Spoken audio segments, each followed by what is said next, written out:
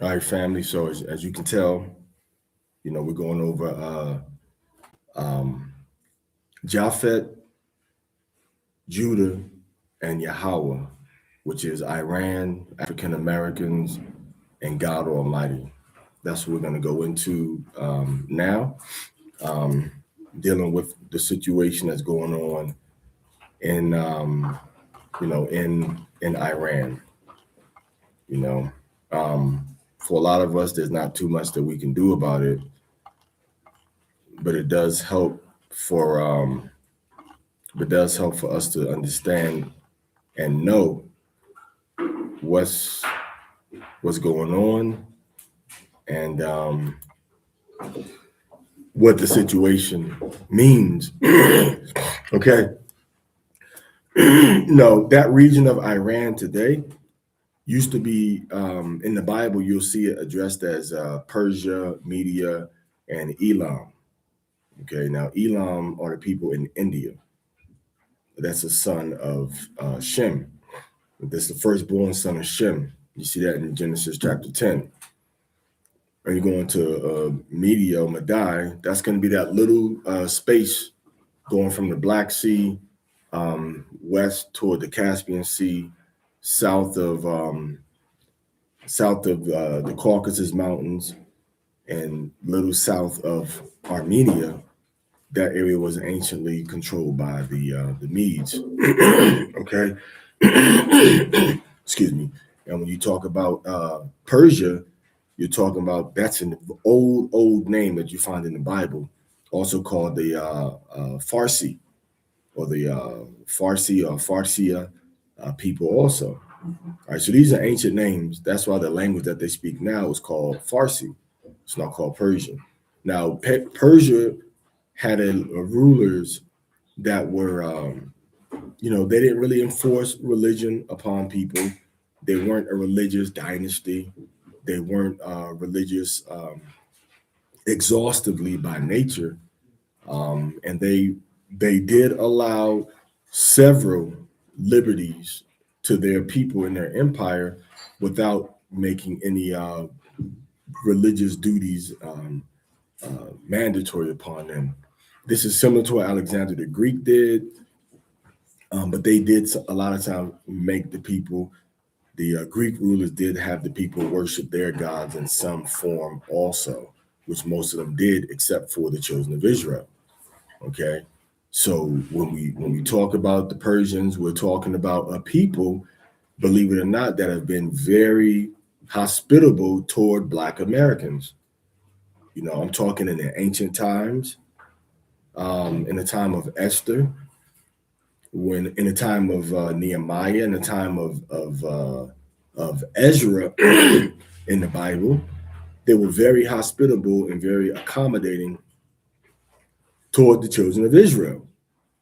The Persians were under Darius, Xerxes, Artaxerxes, Artaxerxes Longimanus. Okay, so now, excuse me, when we talk about um, when we talking about Ahasuerus in the Bible, we're talking about who we would also call a Darius. Okay, who we also know he was called Darius in some instances, but the main name we know him by is um, is Xerxes. That was under Ezra's period. Xerxes, excuse me. That was in the time of Esther. Okay, that was in the time of Esther. All right. So now, what you have to remember also, I want to say two things. The first thing I want to say is that the Persians are not saviors. They're not the saviors for Black Americans, which means that the Persia as it exists now, you would not be welcomed as, no matter if you're Israelite or Protestant or Catholic, you would not be welcome in Ezra, and you would not be welcome in Iran to worship the God of the Bible the way that you want to.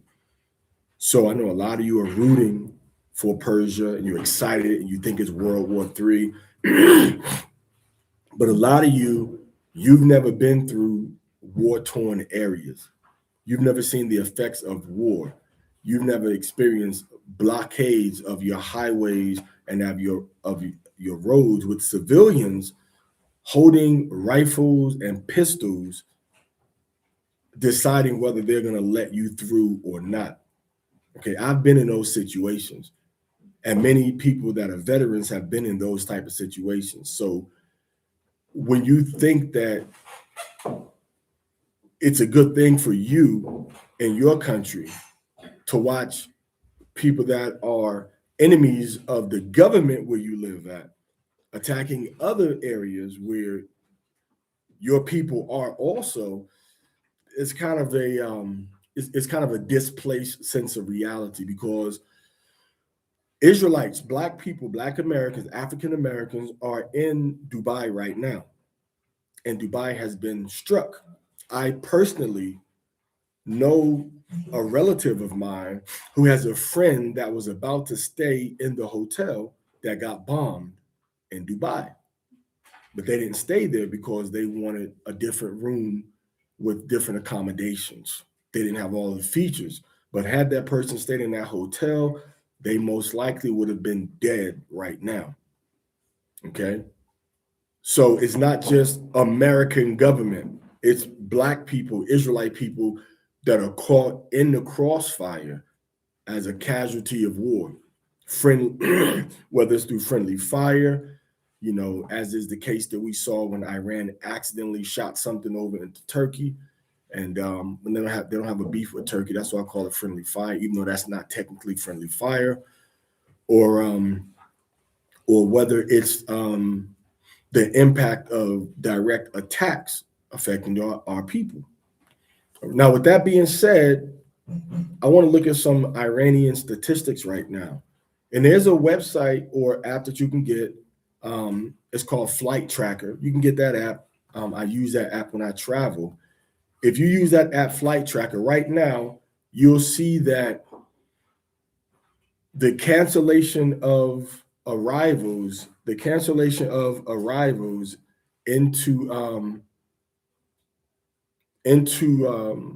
Iran, into Dubai right now, UAE, Dubai International Airport right now, or the call letters would be like DXB. They have 106 flights that have been canceled within the past 24 hours or so, as opposed to, and they're only operating at 25% capacity. That means out of 100 flights that usually go out, they only have 25 flights that are going out, as opposed to when you go down south into Oman, out of 100 flights that were scheduled to go out of their normal volume, you have 150 flights that are going out. So they're operating beyond their normal range right now. So if you're in that region right now, statistically speaking, you're better off, going down to Oman, to Muscat, specifically.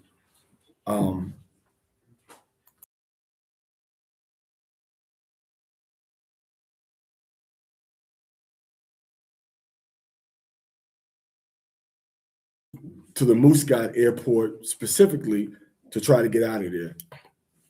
Now, Oman is in the south. That's where you talk about where the good frankincense and myrrh came from, that was used in the Bible. It came from Oman, between Oman and Yemen. Okay. Now, when you go up to Dubai, United Arab Emirates, they don't really have a strong biblical history with us. And when it comes to their neighbor to the north, on the peninsula, which is going to be Doha, all right, that's the capital city. They're moving flights down into Oman also, and that's their northern neighbor, their neighbor to the north. Now, the rate at which everything is happening right now, it's not looking too good for people to trying to get out. People may get out, and you may be making decisions. People over there making decisions about what they're going to do. But I've been in areas where I've been stopped by civilians, with rifles, with guns, and told I couldn't pass through, and told to turn around. And I had a choice to either wait until they changed their mind or to go another route. So I was traveling about 30 minutes from my destination. I was stopped. They told me to turn around. They had guns, rifles, turn around. We ain't letting nobody through here. So I had to drive 40 minutes from one country, exit that country, drive through another whole country, and then enter back into the country that I was trying to get to the first place, even though the original route was only 30 minutes away. Okay. I've been in places where I've been denied entry through the air, and I've had to travel through the air and on land to try to get into, different countries. I've been denied entry into countries because I didn't have certain information, and I had to get that information, and then I was allowed to come into the country. I was denied entry into the countries because I didn't have the proper visa, and the machines didn't work to take payments, non-cash payments. So the Most High allowed a way for the machines to start working for me to be able to get into that country. All right. So when I talk about these different experiences internationally and what's going on in Dubai and Iran, I'm talking from experience. I'm not talking from what I read on the news. I'm not talking from what somebody's telling me. I'm talking to people that are in the civilian side of what's going on in Dubai. I have friends over there that live there, that come from India, that are Israelites that work in Dubai. All right, so I'm getting firsthand information. All right, I know the American government said shelter in place for their citizens or try to leave the country. If I was there right now, I would do that, or I would get into a large civilian cluster where Black people are that aren't a target in Dubai. Okay, that's what I would do. All right, if I was over there right now, like no cap, that's what I would do. I wouldn't just stay in these targeted American areas where people are trying to, people are trying to hurt people that aren't, that don't have anything to do with that. Now, with that being said, when we read the Bible, okay, and we talk about Iran and we talk about Iraq, okay. When we read the Bible, we see instances where Iran is mentioned very specifically, but under the name of Persia, and under the name of the Carmanians. All right, we talked about the Carmanians a few days ago. I mentioned the Carmanians. Now, when you go into southwest Iran, all right, you get to a place where Chedorlaomer, we read about that in Genesis 14. Chedorlaomer was called the King of Nations. All right, he got all the different kings together, and they went and invaded Canaan, and they captured Lot. But as big as their force was, Abraham was able to defeat them by the power of the Most High. So the rules of warfare don't really apply to what we got going on as Israelites. All right. Now, Iran used to be ruled by the Shah. Okay. Now the Muslims took over, and the Ayatollahs, Ahmadinejad and Ayatollah Khomeini, Muslim leaders, and sometimes in some cases fundamentalists, they took over the country. All right.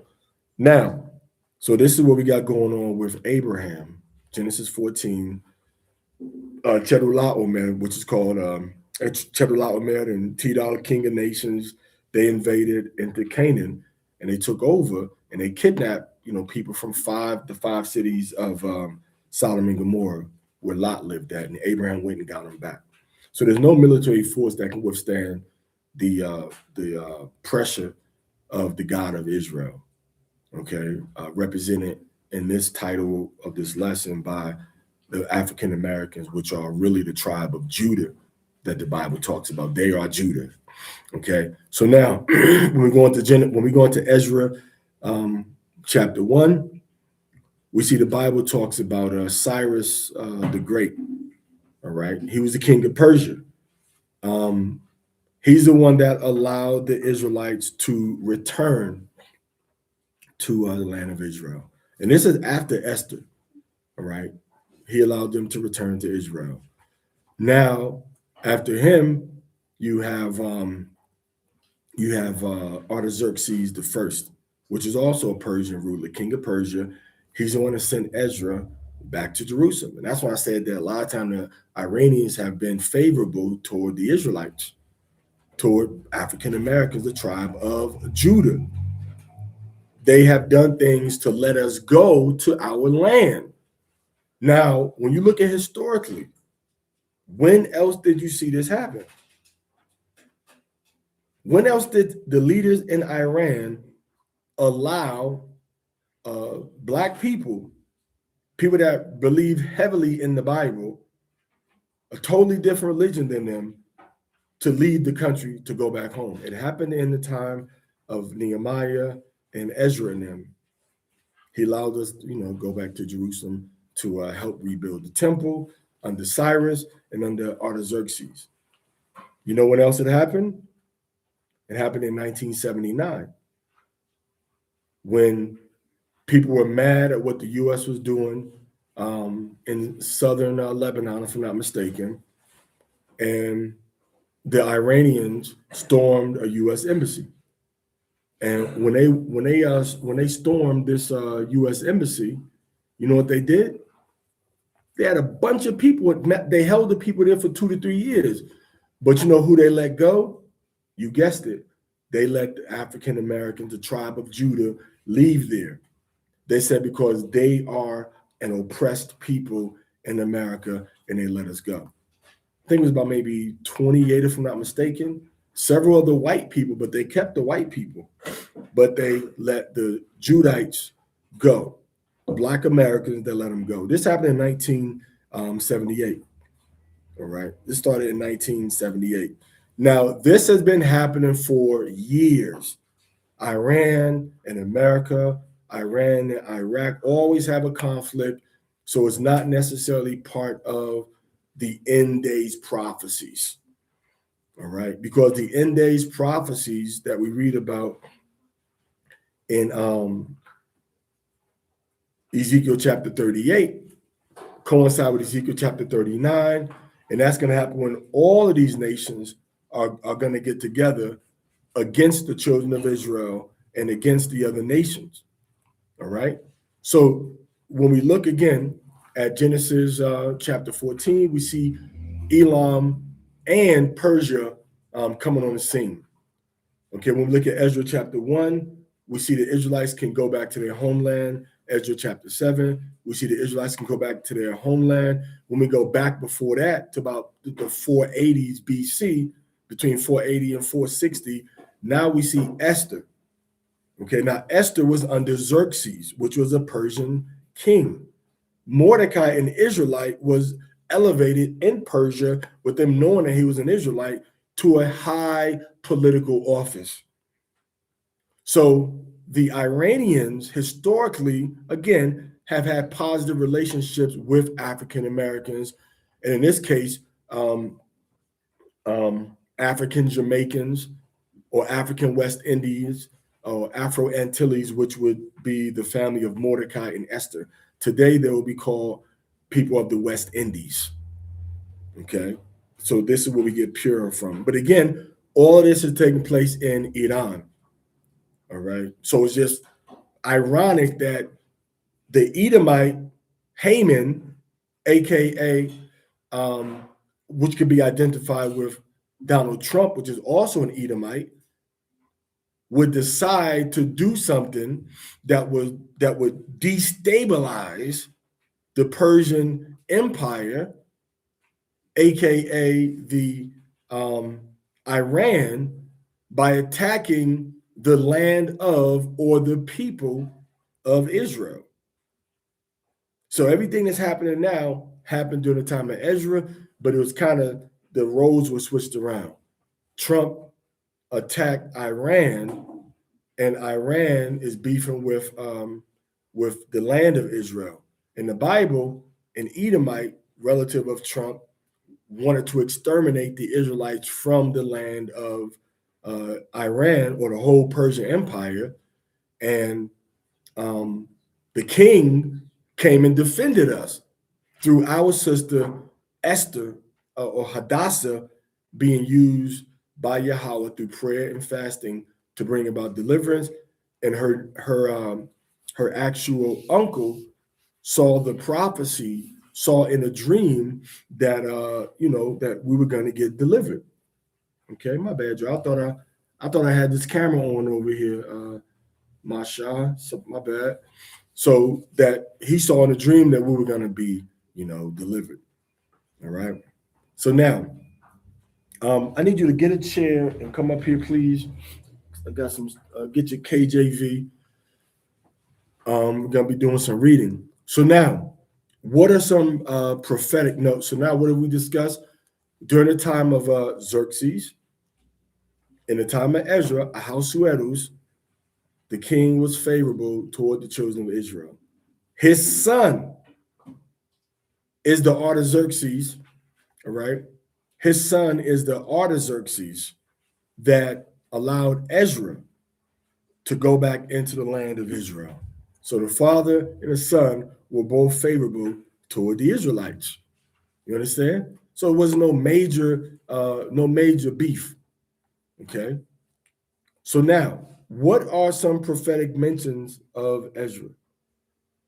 What are some prophetic mentions of Ezra's, let's say, contemporary? Actually, before Ezra, you had Daniel. Okay, so Daniel chapter 8. Let's go there real quick. Let's go to Daniel chapter 8.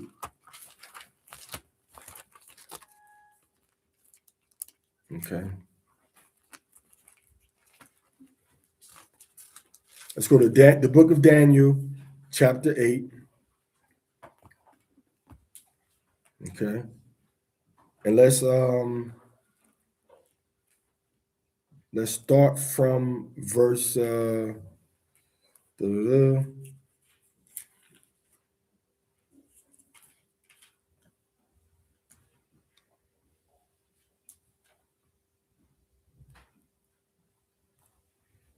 okay.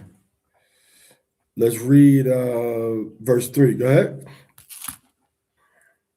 Then I lifted up mine eyes and saw, and behold, there stood before the river a ram which had two horns. So this ram has two horns.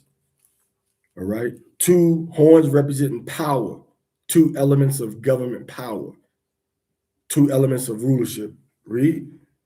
And the two horns were high, but one was higher than the other, and the higher came up last. So the Medes came first, and the Persians came last. This is the Persian Mede Empire.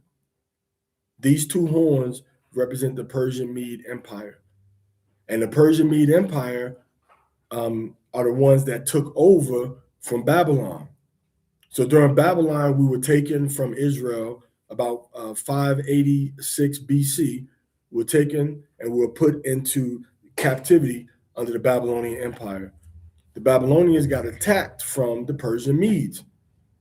The Persian Mede had two parts, Persia and Medes.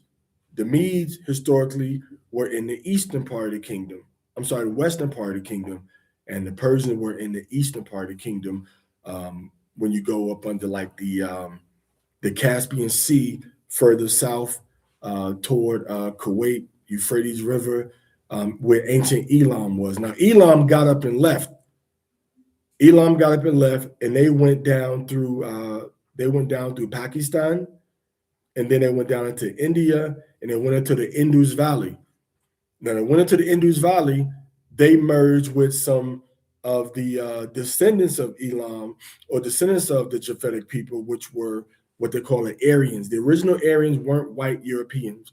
The original Aryans were brown-skinned people from the Middle Eastern and what they call the Indian subcontinent region. Okay, so they went from Elam, and Elam left. So eventually, the Persians took over that region, which is now called Iran. All right. So that's what we're reading about right now, the Persian Mede Empire. Read. I saw the ram pushing westward. The ram is pushing westward, which means now Alexander is the ram. So he went west, and he could conquer. He could conquer parts of he could conquer west of Macedonia, what is now parts of Greece and parts of Bulgaria. He conquered that. Go ahead. And northward. He went north. All right. So now he goes north from up there, and he conquered, part of the eastern regions, the western regions of the Black Sea. Okay. And he conquered north of the Caucasus regions. Go ahead. And southward. And he conquered south. He conquered the northern part of Africa. Okay. Go ahead. So that no beast might stand before him. All right. So west, north, southward. Now remember also,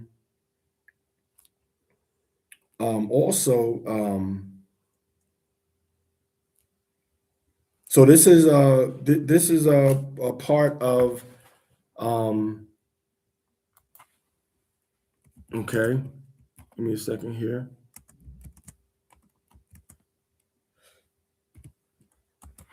So yeah, when you go into the book of First Maccabees, all right. When you go into First Maccabees, when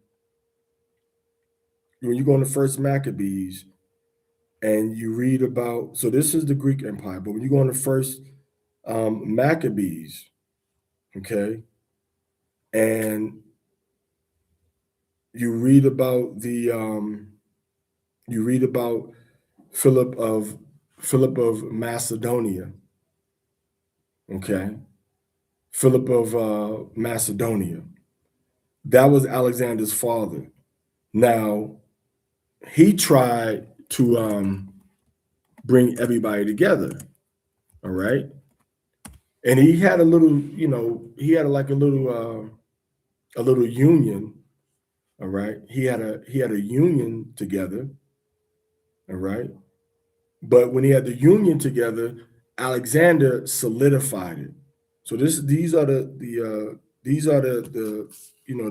Persian Medes, the two horns that we see.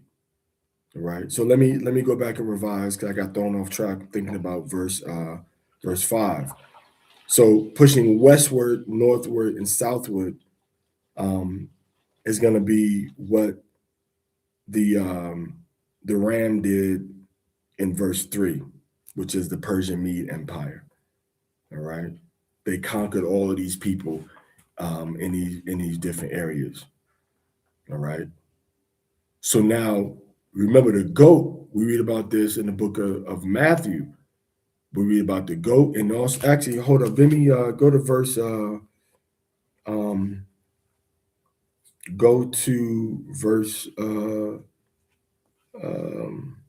go to verse 21. Just real quick. Actually, go to verse 20. The ram which Because it tells you in the book. Go ahead. The ram which thou sawest having two horns, right, are the kings of Media and Persia.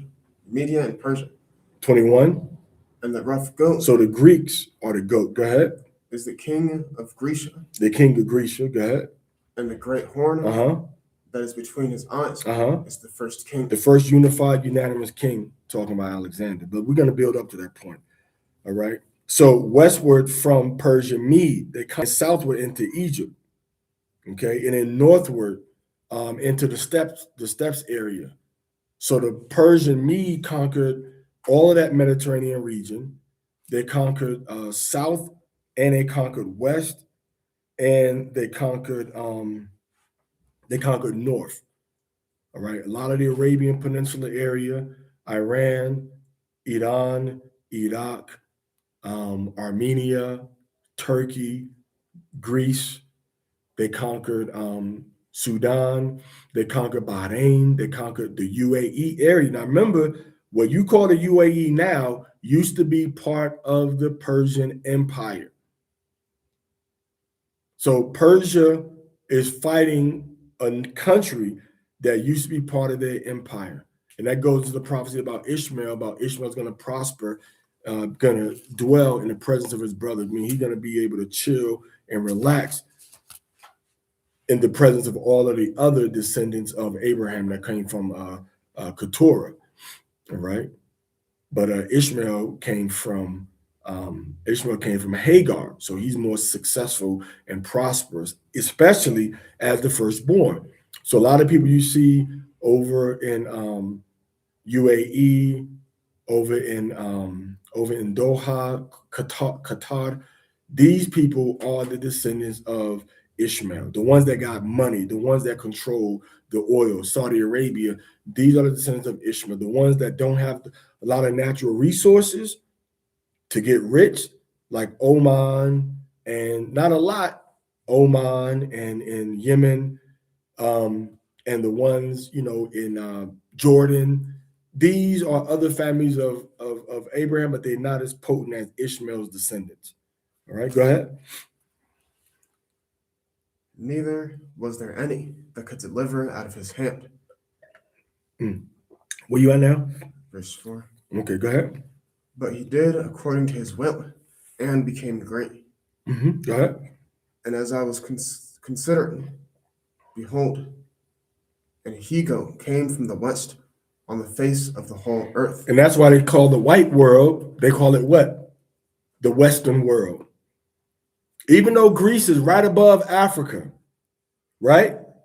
They still call Greece and Spain and Italy and the rest of quote unquote Europe the Western world. So this is, it says that he was west what? He came from the west on the face of the whole earth. So he came from the furthest reaches of solidified countries and nations at that time. That's Alexander and them. And this is going into about 333 BC when Alexander came on the scene. All right. And he started conquering everybody. All right. Go ahead. And touched not the ground. Meaning what? He was fighting so fast that it looked like he was just walking on air. Read.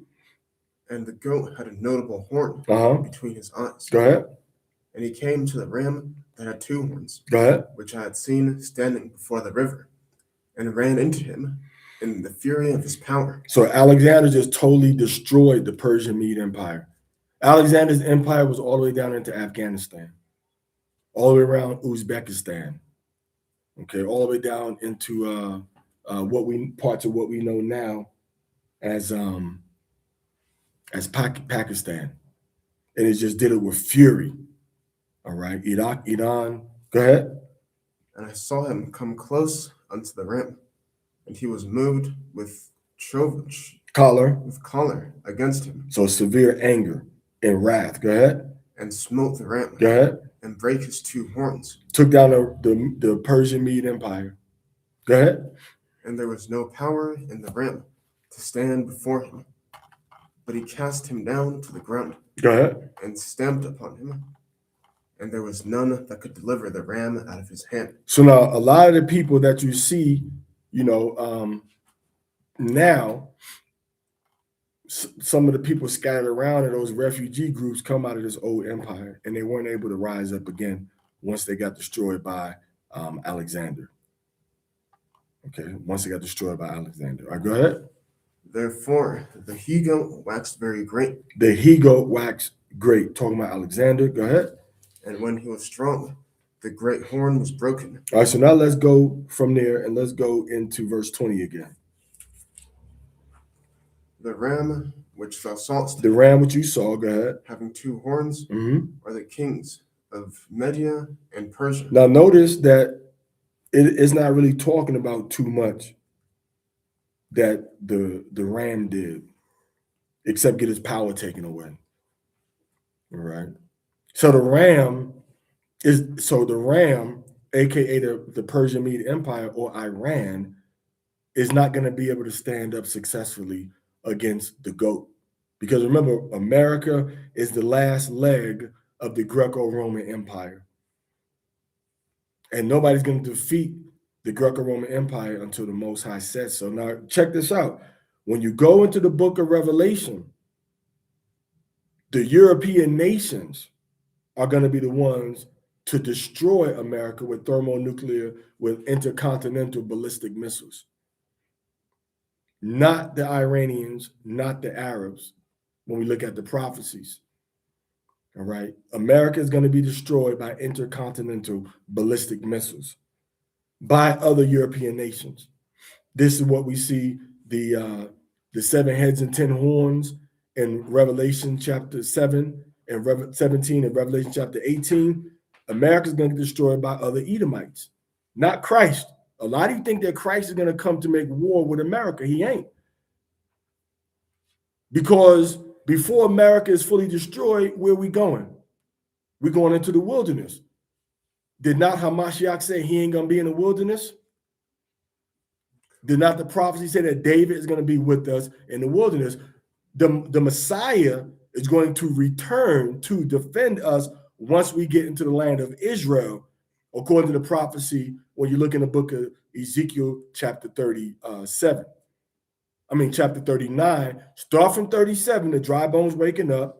Chapter 38, we back in the land of Israel. And chapter 39, Gog is going to try to attack us in the land of Israel.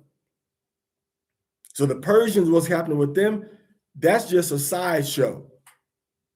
That's not the end. America is not going to get taken out by Japhet. America is going to get taken out by white on white crime, so you can understand. Because it's the same, what color dragon? Red. How do we say red in Hebrew? Edom, Adawam, Edom.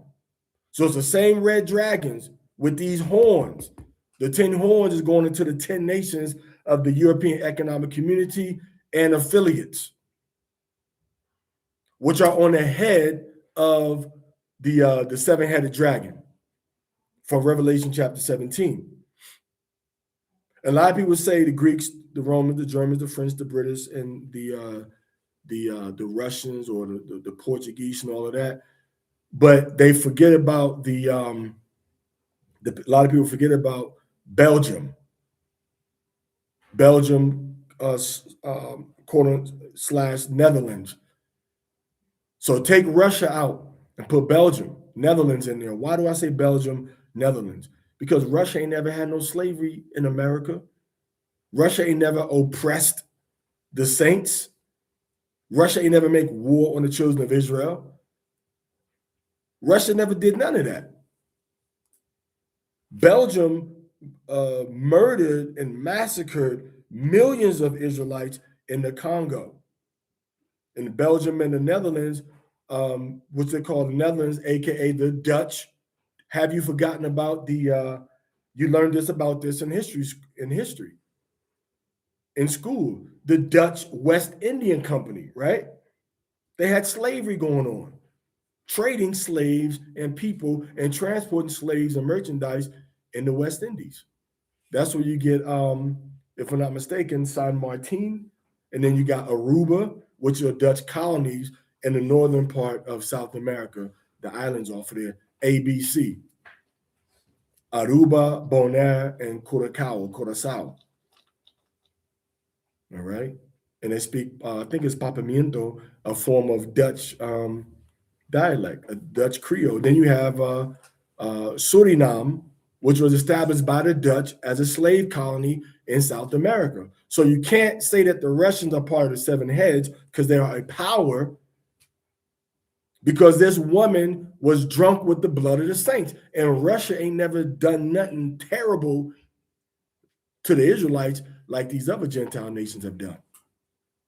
All right? Everybody understand? All right, so where we at now? Verse 21. Okay, so verse 21, you finished it, right? Go ahead. And the rough goat is the king of Grecia, This talking about Alexander. Go ahead. and the great horner that is between his aunts is the first king. All right. So let's get into Alexander. The rough goat is the king of Grecia. All right. So the rough goat is the king of Grecia. And the goat, the great horn, between the goat's eyes is Alexander. Read verse 22. Now that being broken, whereas four stood upon it, stood up for it. Four kingdoms shall stand up out of the nation, but not in his power. So 4 different kingdoms were set up in the Mediterranean region and in the Middle Eastern region once Alexander took over. This was the introduction of the Edomites into global power. Because from there they went into the Romans. From the Romans, the Borgia family, Roman descendants, all right, working with Spain. All right, working with Spain. And in that time frame, that's when they rose up against the 12 tribes of Israel and started the inquisitions and started to push slavery hardcore. Okay. Now let's go into I want to go to Ezekiel 38 so we can get closer to the meat of the matter. Because you African Americans, you Black Jews, you tribe of Judah, you Yehudi or Yehudim, you are not a part of this conflict with Iran. You on a spectator bench. You're safe. You're safe right now. But war is coming to the shores of America. America's not gonna escape war too much for too long. But before America is really thrown into war, you're gonna be in the wilderness. You're gonna be in a safe place, just like the Mosai did Goshen. Goshen wasn't affected in ancient ancient Egypt with the ancient Israelites. Goshen wasn't impacted by what was going on, right? With the other plagues going on to the Egyptians. Goshen was protected. You're going to be protected too. If I don't want to say play your cards right, but if you stay in the spirit of Hamashiach, all right, you ain't going to be impacted by what's going on. You're going to be safe. So where you at now? Nah. Go Ezekiel 38. Let's start with and I'm looking for I got some more that I want to bring out. I got some more I want to bring out about these 7 heads.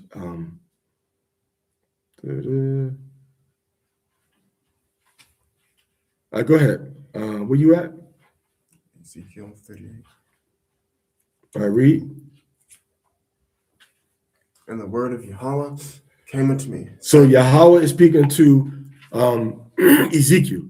Now remember, Ezekiel is reading or is living in Babylon, ancient Iraq. Understand that. Ezekiel didn't live in Israel. He's not in Israel writing these things. Daniel didn't live in Israel. Ezra and Nehemiah didn't live in Israel. Esther didn't live in Israel. They all lived along the Euphrates River between Babylon, between Iran and Iraq. So when you read about Ezekiel, he's right outside the land of Israel. So is Daniel. And remember, Jeremiah was taken down into Babylon, almost by force. All right. Esther was in Iran. Mordecai was in Iran. Nehemiah and Ezra were in Iraq. Iraq/Iran because the Persian Mede Empire. They were under the control of the Persians. So you can understand. So all these things ain't taking place in the safety and comfort of the land of Israel. They're taking place under the oppressive domination of the Babylonians. So the Babylonians were a conglomeration of some of the descendants of say Ishmael, and then some of the descendants of Babylon, of the Cushites, ancient Ethiopians. Why do I say the ancient Ethiopians?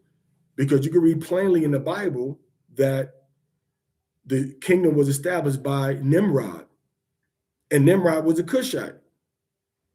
So if you go into a land and you take over the country, who are you going to put in charge close to you to trust you? Your people or foreigners that you're conquering or that live in that area? You're going to put your people in charge. So that's what Nimrod did. Nimrod put his Cushite brothers and sisters in charge in the ancient Babylonian Empire. And that seed stayed intact for a while. And then Ishmael came over there and joined in the fun too. And that's how Ishmael got into Iraq. All right.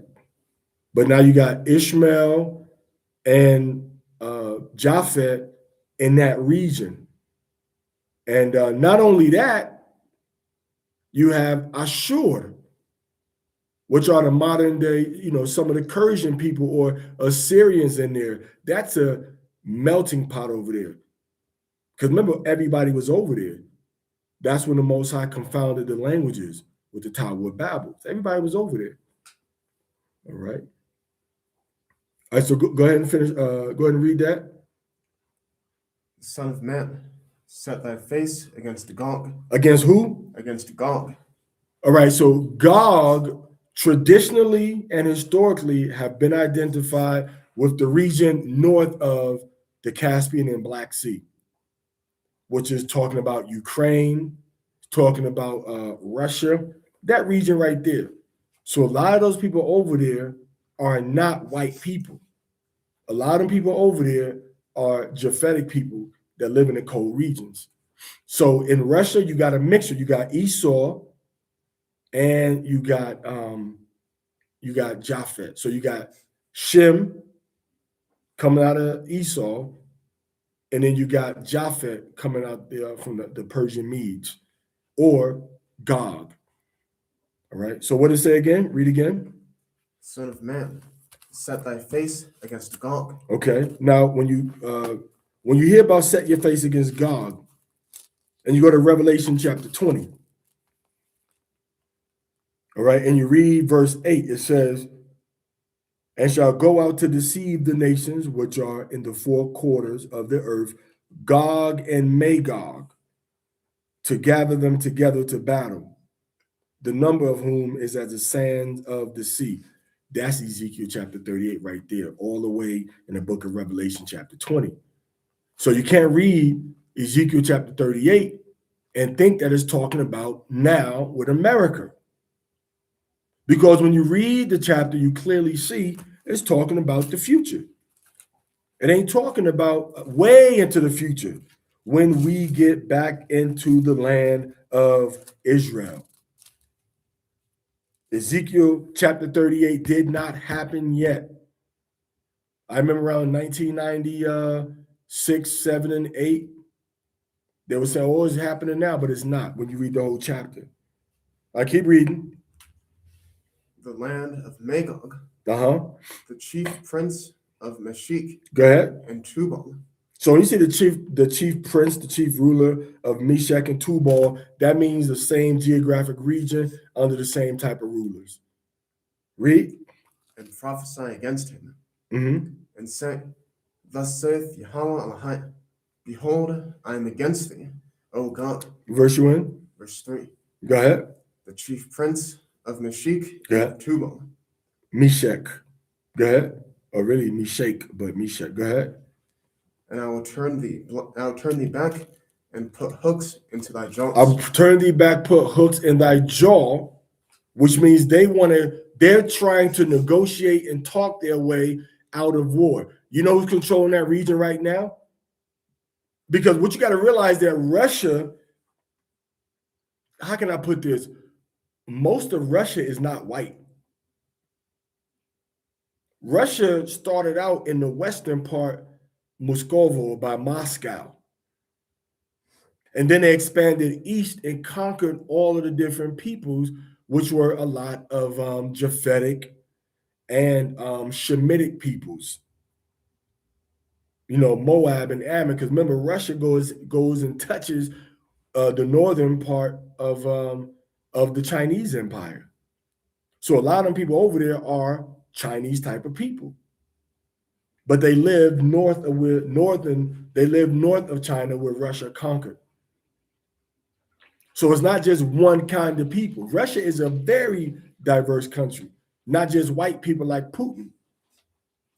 It's made up of brown-skinned people, of Shem, and of Japhet. Okay? So it's not just one type of people when you hear about Russia. All right? Go ahead. And I will bring thee forth, and all thine army. Go ahead. Horses and horsemen, all of them clothed with all sorts of armor, even a great company with bucklers and shields, all of them handling swords. All of them handling sword. Everybody armed. Everybody protected. Russia, in the future, Russia is going to have a large military force. But this large military force that Russia's putting together is not going to be for America. It ain't going to be for America. It's going to be for the land of Israel. They're going to try to come against us. Read. Persia. Okay, what did you say? Persia. What? Persia. So the Persians, which is Iran, they are going to join with Russia. They're going to join with Russia. But that ain't happening now.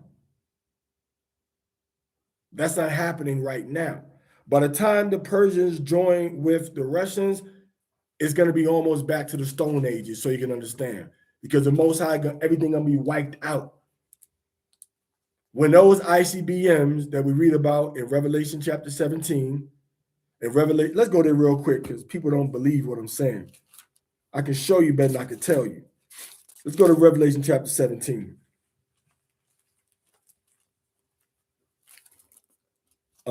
Start from verse 1. And there came of the seven angels. Read a little faster and clearer. Which had the seven vials, and talked with me, saying unto me, Come up hither. I will show unto thee the judgment of the what? Of the great whore. The great whore, go ahead. That sitteth upon many waters. Who is a whore loyal to? Nobody. So the great whore that sits upon the water. Where can you go on the planet Earth and see a woman who would let anybody enter her sitting on the water? Statue of Liberty. Go to verse 18. Read that. What's verse 18 say? And the woman which thou sawest. It's going to tell you who she is. Read. Is that great city. That great city, go ahead. Which reigneth over the kings of the earth. The great city reign. Where do all the kings of the earth come together to make their laws? The United Nations at New York City, with the Statue of Liberty at the bottom from the United Nations building at 42nd Street and First Avenue. When you go all the way down the coastline and you go into the waters, before you get to New Jersey, part of New York City, you're going to see the island where the Statue of Liberty is at. And all the nations of the earth have decided to govern themselves from that geographic position on the planet Earth. It's not a coincidence. It's a fulfillment of the biblical prophecies. Go ahead.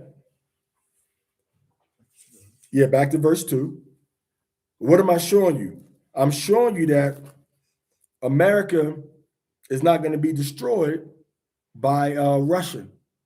America's going to be destroyed by the people west of Russia in Eastern and Western Europe, between the Atlantic and the Mediterranean, and the Black Sea. Those countries over there. All right. Now go ahead. with whom the kings of the The earth kings of the earth have done what? have committed fornication. The kings of the earth have sold out their own people. The kings of the earth have broken loyalty to their own people. For what? For America to be satisfied. Why do you got poverty and poor people in the countries America's doing business with, but the American businesses are getting rich because they sold their people out to lay with America? That's how they committed fornication. Read. And the inhabitants of the earth have been made drunk with the wine of her fornication. Meaning everybody's under her control and under her influence. What is the wine of her fornication? Now, you could drink wine, but you shouldn't be drunk with the wine. Everybody's under the influence and the control of the wine of her fornication, of all these things that she's putting to people and letting the people partake excessively. Like the internet, like Facebook, like YouTube, like TikTok, like Instagram, like Gemini and ChatGPT, like the Standard & Poor, like the Fortune 500 stock market, like the bonds to join and the stocks to be part of the companies and get money off of the exploitation of people worldwide. People are making all electronic devices from the exploitation and human rights violations of the people that are coming out of Africa, people in India, people in China. China is one of the most horrible human rights violators on the earth, but America keep made in China, importing with them. So they committing fornication. All right. Go ahead. So he carried me away in the spirit into the wilderness, Mm-hmm. and I saw a woman sit upon a scarlet-colored beast. The woman is on a scarlet beast. Go ahead. Full of names of blasphemy, having 7 heads with 10 horns. Names of blasphemy, meaning America promotes freedom of religion for everybody. America promotes whatever you want to do nasty with somebody. If they consent, you can do it. Animal, you can do it. You want to marry a dog, you could do it. This is what they promote. Names of blasphemy. I'm God, you God, he's God. Anybody can be God. You can worship a monkey if you want to. You can come into America, right? Where they're saying, God we trust. And if you're from India, you can come to America and you can worship a daggone monkey man if you want to. You can worship an elephant man if you want to. You can worship a man with 4 arms and 18 heads if you want to in America. So what God are they talking about? What God allows that type of worship? Not the God of the Bible. So what God they trusting in? They showing you that the God they trusting in is Satan. Because Satan allows all of that thing, all of those types of things like that, the worshiping of different false gods, not Yahawah. So Satan is the God of America, of the government on a high level, government level. I'm not talking about people like us that carry American passports or Judah, Black Americans, but the leadership have made alliance with Hashatan. All right, read Revelation chapter 17, verse what? Verse 4. Verse 4, go ahead. And the woman was arrayed in purple and scarlet color. Wait. She was on a scarlet, the woman was on a scarlet colored beast, which is red. Names of blasphemy, she had 7 heads and 10 horns. So she had 7 heads and 10 horns. So this is not just like, you know, a regular beast. All right. So the 7 heads represent the 7 levels of power and the 7 levels of evolution that the American government went through. Now, Greece conquered the Israelites. First white nation to conquer us. Who did it next? Rome totally destroyed Israel, plowed it down to the ground. Portugal said, we're going to take, no, Rome said we're going to sell slaves and transport slaves on the Nile River, up the Nile from the north to the south, because remember, Nile runs a different way, up the Nile into the land of Ethiopia, aka Kush,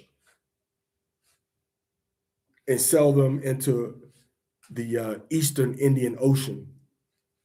Rome did this. And then Rome said, we want to transport some slaves and sell them to the people in Africa along the Sahel, the buffer zone between Northern Africa and what they call Sub-Saharan Africa, below the Sahara Desert. We want to transport them there and sell them. And the Romans were the ones that started transporting the Israelites throughout the Roman Empire, throughout Africa, and throughout parts of Asia, across the waters. You can look at the maps. Look at the ancient. See, people don't realize that the Greeks, Solomon was trading from India all the way over to Spain, Mediterranean, the Persian Gulf, all right, the Indian Ocean. Solomon wasn't just Israel, Jordan, Egypt. That's it. Solomon had a global navy, man. So now what happened next? Now Portugal, 1441, they said, well, we want to start transporting slaves. They said, okay, cool, go to Africa, get some slaves. And then in 1453, after Constantinople was conquered, 1454, they said, well, now Spain, let's get into the slave trade too. And they set up colonies, all right? Hispaniola, Nueva España, New Spain, all right? Nueva Granada. So Central America, South America, Mexico was all controlled by Spain. And then and then you got Portugal that took the largest chunk down there, which is Brazil, which, by the way, has the highest number of a country with Black people than any country in this part of the world, including America. Brazil has more Black people than America has. But they're not Judah. They're not from the tribe of Judah, they're from the tribe of Asher. So now France said, we're gonna Saint Dominique or Saint Domingue, we're gonna conquer part of this western island of Quisqueya, which the white people call Hispaniola, and we're gonna set up this country over here, which is now Haiti.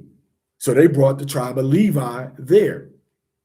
Then the British said, okay, we got these 13 colonies, we're gonna take over and we're gonna conquer this whole continent, this whole landmass. And they took over what we now know as America, and they put slavery under the tribe of Judah, the tribe of Gad, North American Indians, and the tribe of Reuben, aka the Miccosukee, the Appalachi, the Hittite, that have loosely been called the Seminoles, but the central group was Reuben. They had some Gadites, the Muskogee, the Creek that mixed up with the tribe of Judah and with the tribe of Reuben and Miccosukee, and they went and crossed the Rio Grande River and went into Chihuahua and Coahuila, Mexico, and they're there to this day.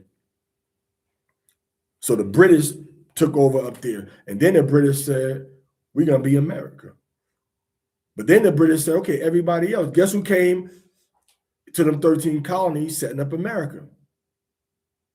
Portuguese, Spanish, Greeks, Romans, British. And the British said, well, we're going to fight against our own. Remember, Americans are primarily British. Americans are primarily British. George Washington's ancestors were from Britain. Thomas Jefferson's ancestors were from Britain. Adams' ancestors were from Britain. Lincoln's ancestors were from Britain. The American president's ancestors are from Britain. And then you had a strong Irish ancestor coming in with Kennedy. Clinton, right? Trump, okay? So now, the British took over, brought slavery into Jamaica, Trinidad, Tobago, right? Into the Virgin Islands, into Guyana, into all the islands, and also the French took over Dominica, not Santo Domingo, but another other island in Caribbean East, Dominica.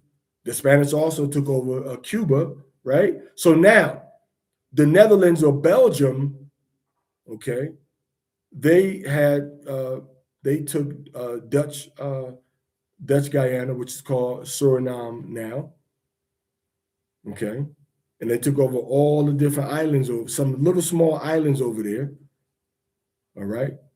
So this is what the Netherlands did. Notice the Russians ain't over here. The Russians got nothing to do with what's going on. The Russians came over as part of just white people trying to populate America. So now America is what? The eighth head. So it's supposed to be the Greeks, the Romans, the Spanish, the Portuguese, the French, the British, not the Russians, but the Netherlands, Belgium. And you can't really put Spain and Portugal together, even though they come from the Iberian Peninsula. Why? Because they didn't do nothing. Because it was a whole separate kingdom. Remember, these are all white people, Edomites, red people. And they took over into what's now known as Brazil. They took that part of South America and they controlled it. All right. Then Netherlands and Belgium came on the scene because they working together. They are working together. All right. Netherlands, Belgium, Dutch. It's all the same crew. All right. It's all the same crew. All right. So now let's go back to Revelation. Read that. Verse 4. Mm-hmm. And the woman was arrayed in purple and scarlet color, and decked with gold and precious stones and pearls, having a golden cup in her hand, full of abominations and filthiness of her fornication. And upon her forehead was a name written, Mystery, Babylon the Great, the mother of harlots and abominations of the earth. All those three phrases add up to 666. Go ahead. And I saw the woman drunken with the blood of the saints. Stop. When was Russia drunk with the blood of the saints? Who drank the blood of the saints? Who spilled our blood excessively? All right. Drunk means in excess. The Greeks did it. The Romans did it. The Spanish did it. The Portuguese did it. The French did it. The British did it. And the Dutch did it. Netherlands/Belgium. All of them excessively oppressed, enslaved, and murdered the 12 tribes of Israel. Not the Russians, not the Swedish. Guess what? Not the Polish.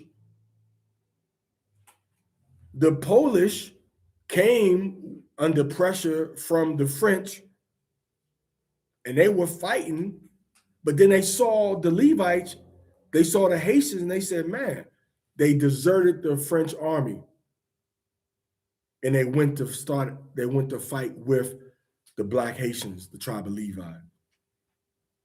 You understand that? Everybody hear that? If you heard me, raise your hand. They left, not you, man. They left and they went over there and was fighting. They left the French army so Poland get props. As a matter of fact, Poland is the only country on the planet Earth that has said Christ is our king. Not Jamaica, not Haiti, all right? Not Jamaica, not Haiti, not Brazil, not Mexico. They said Christ is our king. Now, they may got a different understanding of Christ and who he is and the role that we play and all of that, but they sure stood up to fight for the first Black country to get free. Not even the first Black country. You know why America don't like Haiti? because Haiti did in a couple of years what it took America how long to do. America got free from one of the greatest British empires as freemen. And this little island of Black people did the same thing against another world power, which was the French. And the white people didn't like that. All right. Now, if you count America as a global power, which it was by the time the 1800s came around, they had big navies, big armies. Haiti did from slavery with nothing what America did with ships, cannons, rifles, and trained armies. And Haiti did it with almost nothing. And that's why America to this day despises Haiti. Jealousy, plain and simple jealousy. But let a white nation, oh yeah, you a white nation, we applaud you. Right? So Haiti was the first country to be free from European colonialism. It was the first country to get free from the conquest of the Europeans. It was the first non-European nation to free themselves from Europe. All right. So Greece, they were the first main European oppressors of the Israelites. Not only oppressed us, but took us and tried to sell us in slavery all around the world, just like the Romans did. Babylonians didn't do that. The Persians didn't do that. You understand? The Egyptians didn't do that. But here come the white man under the Greeks and the Romans want to sell everybody in slavery, trying to make merchandise of the children of Israel. So they were drunk with what? With the blood of the saints. Who crucified Christ? Who persecuted the believers? The Romans did. So you know they did. You know they are the ones that's definitely referred to. Who are the major colonial powers? Spain, Portugal, France, Britain. So you got 5 of the 7 heads right there. All right. So you got Rome, Spain, all right, Britain, France, Portugal, Greece, military domination, controlling whole continents. All right. Netherlands had an 80-year time span. And from that 80-year time span, they did slavery, naval, and trade. All right. And a lot of it was funded by the children of Israel. All right. The Greeks, you had Alexander came on the scene, Rome, Caesar Augustus. All right. Ferdinand and Isabella. All right. They're the ones that led to us getting in prison and enslaved. All right. John I of Portugal. All right. Charles the Bald started France, but the Edomites took over. All right. Queen Anne had the Act of Union. And then now I want to tell you something. Understand the fact that during the time that the British started coming into Maryland, during the time that the British was coming into Maryland and the time that they were going into the Caribbean, it was Israelites with them too. Israelites were side by side in some instances with the British. Now, when the Netherlands come on the scene, all right, when the Netherlands come on the scene under Maurice, right, under the Dutch East Indian, and I guess they had a Dutch West Indian Company too, right? So when they came on the scene, they started dominating, controlling the whole slave trade. They are the ones that introduced the modern financial system that we use now. So you cannot discount Netherlands and Belgium as being one of them 7 heads. So take Russia off the list, put Belgium up there. You got to put Belgium up there. All right. They brought about the stock market, the bonds, the modern banking system, the globalized financial capitalism.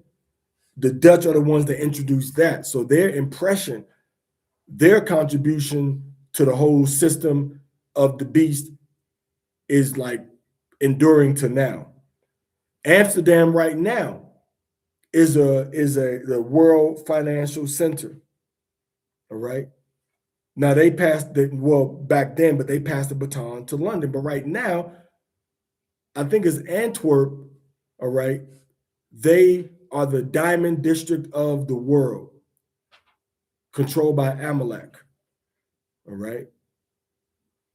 So Babylon's fall in Revelation 18 is directly tied to the economic dominance and greed, which was established and pushed by the seventh member of the head, which was the Belgium, the Belgium and let's say the Dutch, Belgium and Netherlands. That's what I mean. I'm gonna just say the Dutch though. All right. Germany's not a part of it. Russia's not a part of it. Germany never had no slave trading colonies, neither did Russia. They didn't colonize Israelite countries and take us into captivity. The Russians and the Germans did. But this says that the woman is drunk with the blood of the saints. Go ahead. And with the blood of the martyrs of Yahawah. Go ahead. And when I saw her, I wondered with great admiration. And the angel said unto me, Wherefore didst thou marvel? I will tell thee the mystery of the woman, and of the beast that carrieth her, Go ahead. which hath 7 heads and 10 horns. The beast that thou sawest Go ahead. she was, meaning it existed before John's time. Go ahead. And is not. But parts of it don't exist yet, but they're coming out of that same European branch. Go ahead. And shall ascend out of the bottomless pit. Come out of total unexpectation, no resource area, no power, and ascend into power. Go ahead. And go into. So bottomless pit meaning they fell, but they never hit rock bottom. They were falling and falling and falling and low. All right. No resources, no military power, no rulership, but then came up out of the darkness, so to speak. Go ahead. And go into perdition. This is going to be the one that goes into destruction. All right.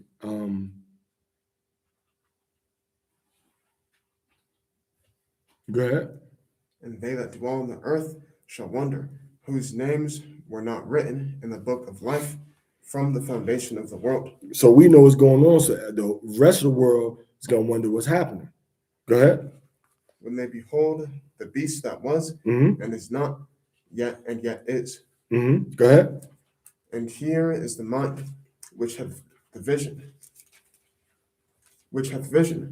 The 7 heads are 7 mountains. The 7 heads are 7 mountains. What do mountain represent?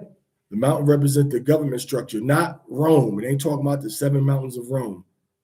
Read. On which the woman sitteth. That means she's controlling 7 different empires. It's going to tell you that. Go ahead.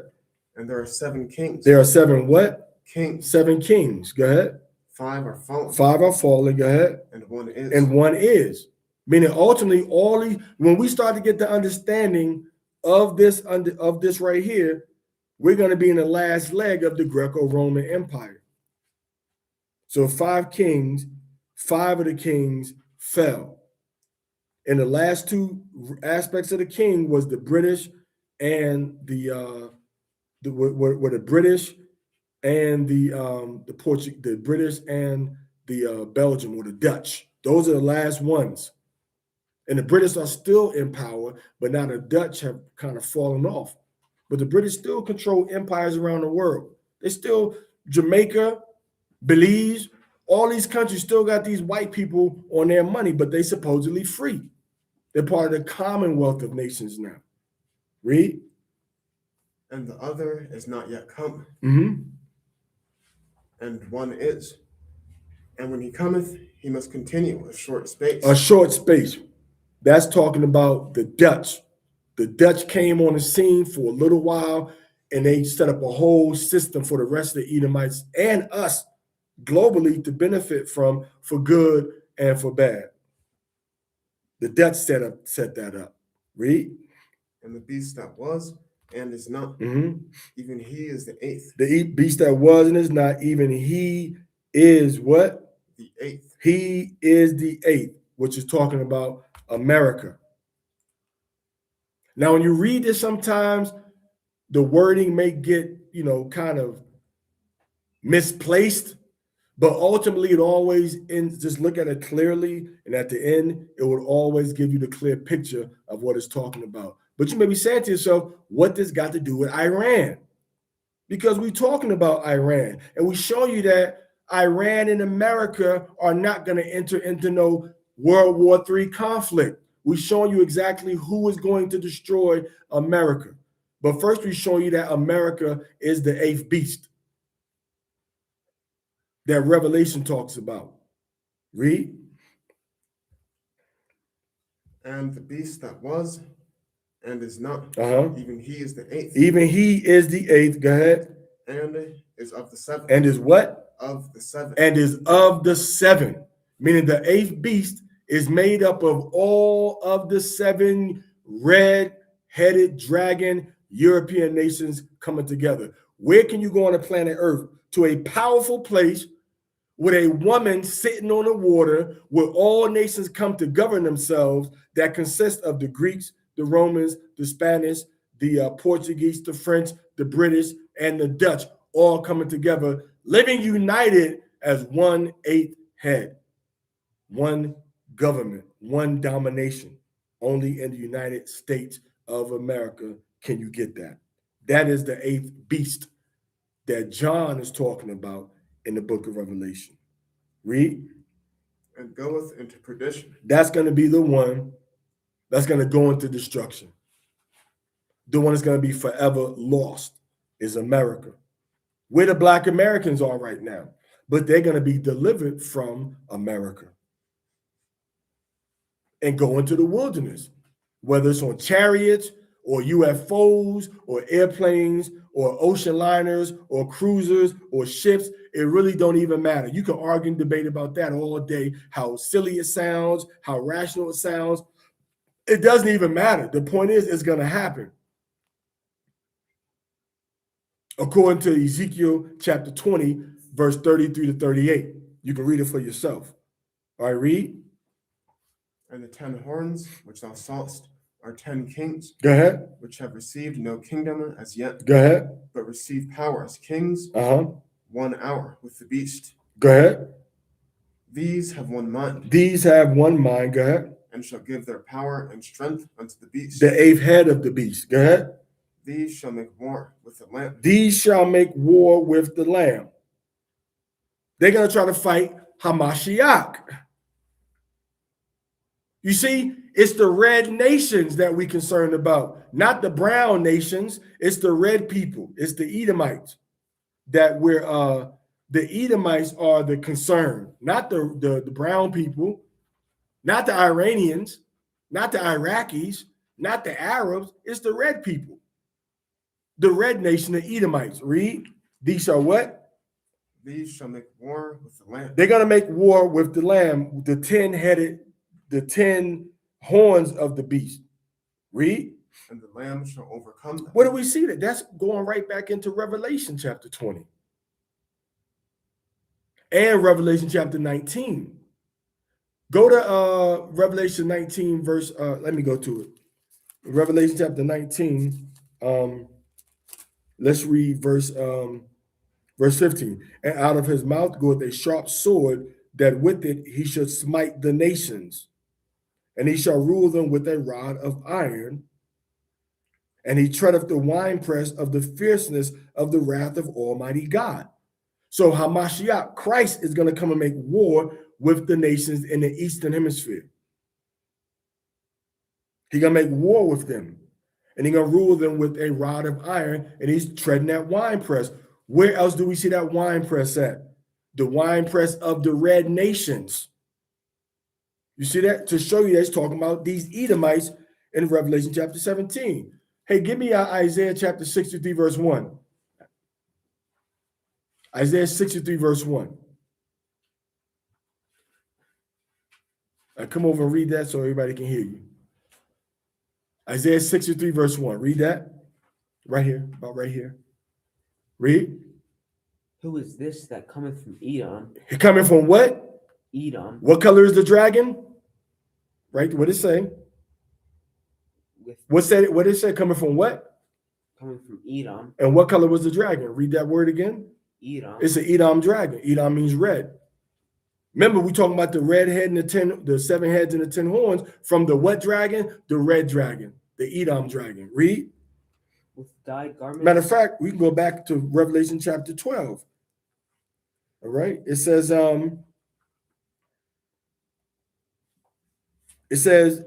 and there appeared another wonder in heaven, and behold, a great red dragon, having 7 heads and 10 horns, and 7 crowns upon his head. All right. And it says, the dragon stood before the woman, which was ready to be delivered, for to devour her child as soon as it was born. Who is this talking about? Herod the Great, which was an Edomite, tried to kill Hamashiach when he was born. Herod the Great, he was an Edomite.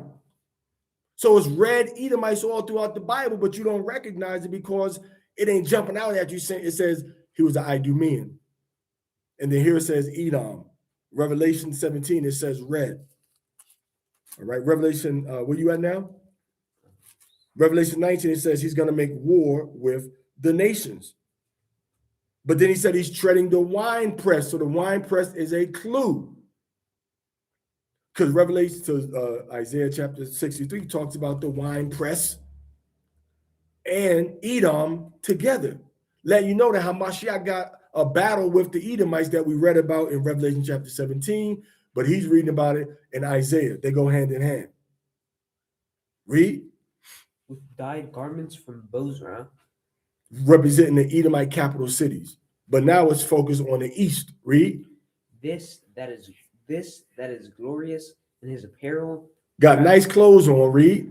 Traveling in the greatness of his strength. Traveling in major power, coming with the clouds of heaven. Read. I that speak in righteousness. I that what? Speak in righteousness. Mm-hmm. Mighty to save. Mighty to save. Go ahead. Wherefore art thou red in thine apparel? Red in thine apparel. Now I want you to go into verse 19 real quick. And you read the part of verse go on to 19. Hold what you got. And then you're gonna right here. What did he say? He said, tread of the winepress of the fierceness. Read.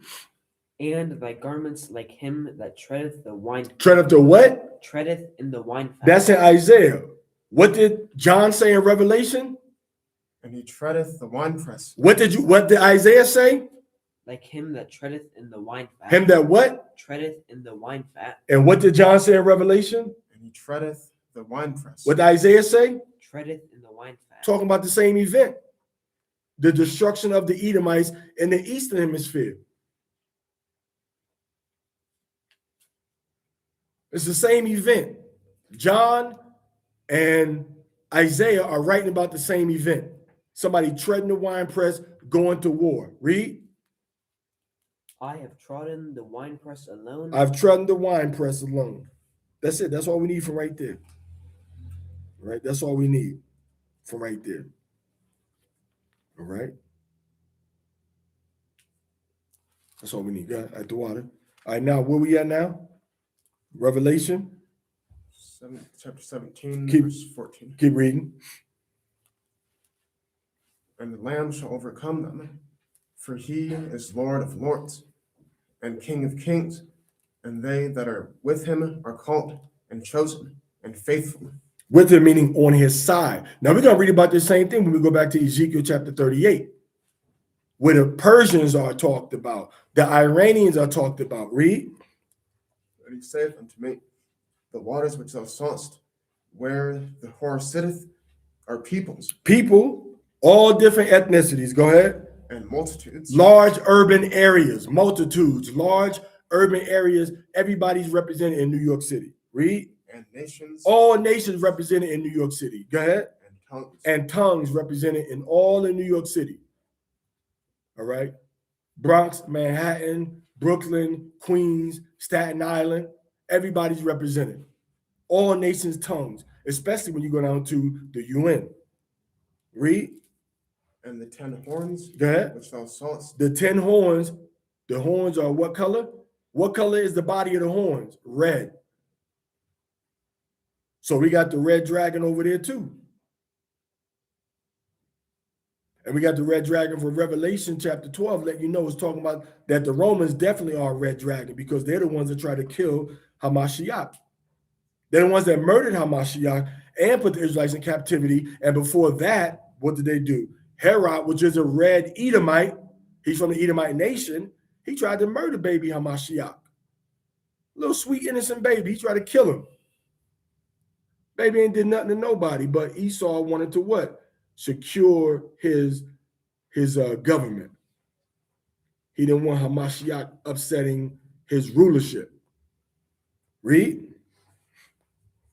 And the 10 horns which thou sawest, The 10 horns that you saw going into the European Economic Community. All right, these 10 horns. Now, you may got some controversy over who they are, and we're not going to go into the horns right now. But go ahead. But we know that they're Edomites. We know that they're red European nations. Read. these shall hate the horn. They're what? These shall hate the horn. These are going to hate America. They're going to hate America and do what? And shall make her desolate. No, Christ's going to do it. You see that? The 10 horns are going to hate the whore and make her desolate. Read. And naked. Mm-hmm. And shall eat her flesh and burn her with fire. Eat her flesh, meaning all of the things America was using to seduce and to entice these nations. They're going to keep it. America, you ain't getting nothing you have over here back. They're going to just totally consume America. But we ain't going to be there when all that's jumping off. Read. For Yahawah hath put in their hearts. The Most High put in their hearts, not in Christ's heart, like we read in Revelation chapter 19. Christ's battle was in the Eastern Hemisphere. Because that's what we're going back to. Christ's battle is not in America. Stop teaching that Christ is coming to America to defend you and to deliver you. He's not coming to America. King David is going to rise up in America, and we're going to go into the wilderness with King David. Christ said he's not going into no wilderness or no desert. He said, if they say I'm in the desert, don't believe it. That's what he said. Read. For Yahawah hath put in their hearts. Go ahead. To fulfill his will. To fulfill his will, to destroy the beast. Read. And to agree. And give their kingdom unto the beast, until the words of Yahawah shall be fulfilled. So they're going to let America have influence and control over them for a little bit. But that influence is dwindling even now. Companies like what? Visa and MasterCard, that are major American companies, have said, you know what? We don't want America controlling our payment systems anymore in Europe. And they cut off the American payment systems for Visa and MasterCard, the payment systems. Over $1 trillion worth of debt. I mean, over $1 trillion worth of payment systems.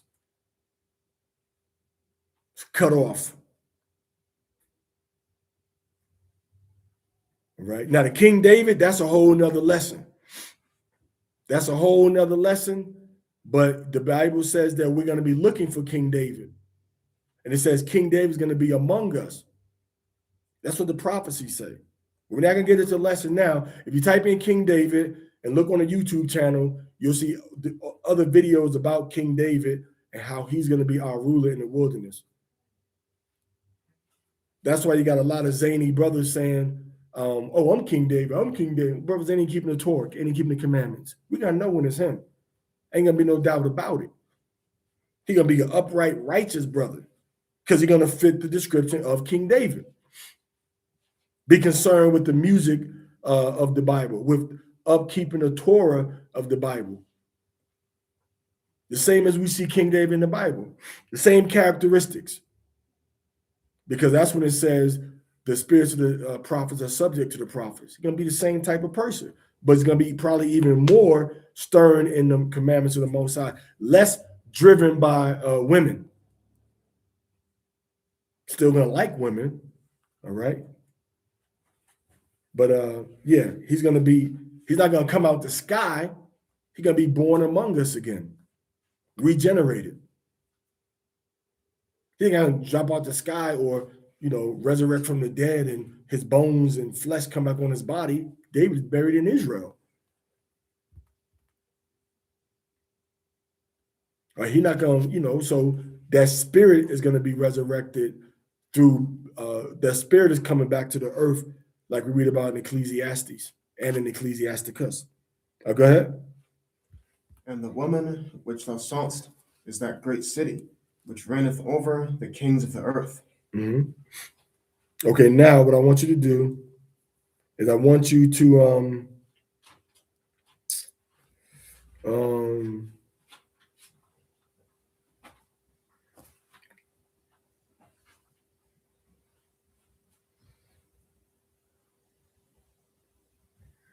verse 8. Go ahead. Therefore shall her plagues come in one day, death and mourning and famine, and she shall be utterly burned with fire, for strong is Yahawah who judged her. So who's he using to judge her? The 10 horns, not Christ, not the Israelites. Even though there will be a war with the Israelites and the other nations in America. And that's in Revelations, that's in Isaiah chapter 13. Read. And the kings of the earth, all of the Gentile nations, read. Who have committed fornication. All of them doing business with her and exploiting their people, read. And lived deliciously with her. Everybody getting paid. Notice it said the kings of the earth, all the rulers of the nations of this earth are getting paid off of America by oppressing their people, by exploiting their people, by turning their eye to what America is doing wrong to their people. Read. Shall bewail her.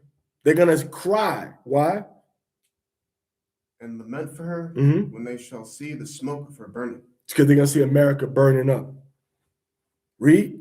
Standing afar. They're going to be standing afar saying what? Saying, alas, alas. Alas, alas. Like, oh my gosh. Oh my goodness. What happened? Read. That great city, Babylon. That great city of confusion of all nations gathered together, which is what Babylon means. Babylon means land of confusion. Read. That mighty city. That mighty city. Go ahead. For in 1 hour. In 1 hour, in a short time, go ahead. Is thy judgment come. The judgment comes. Read.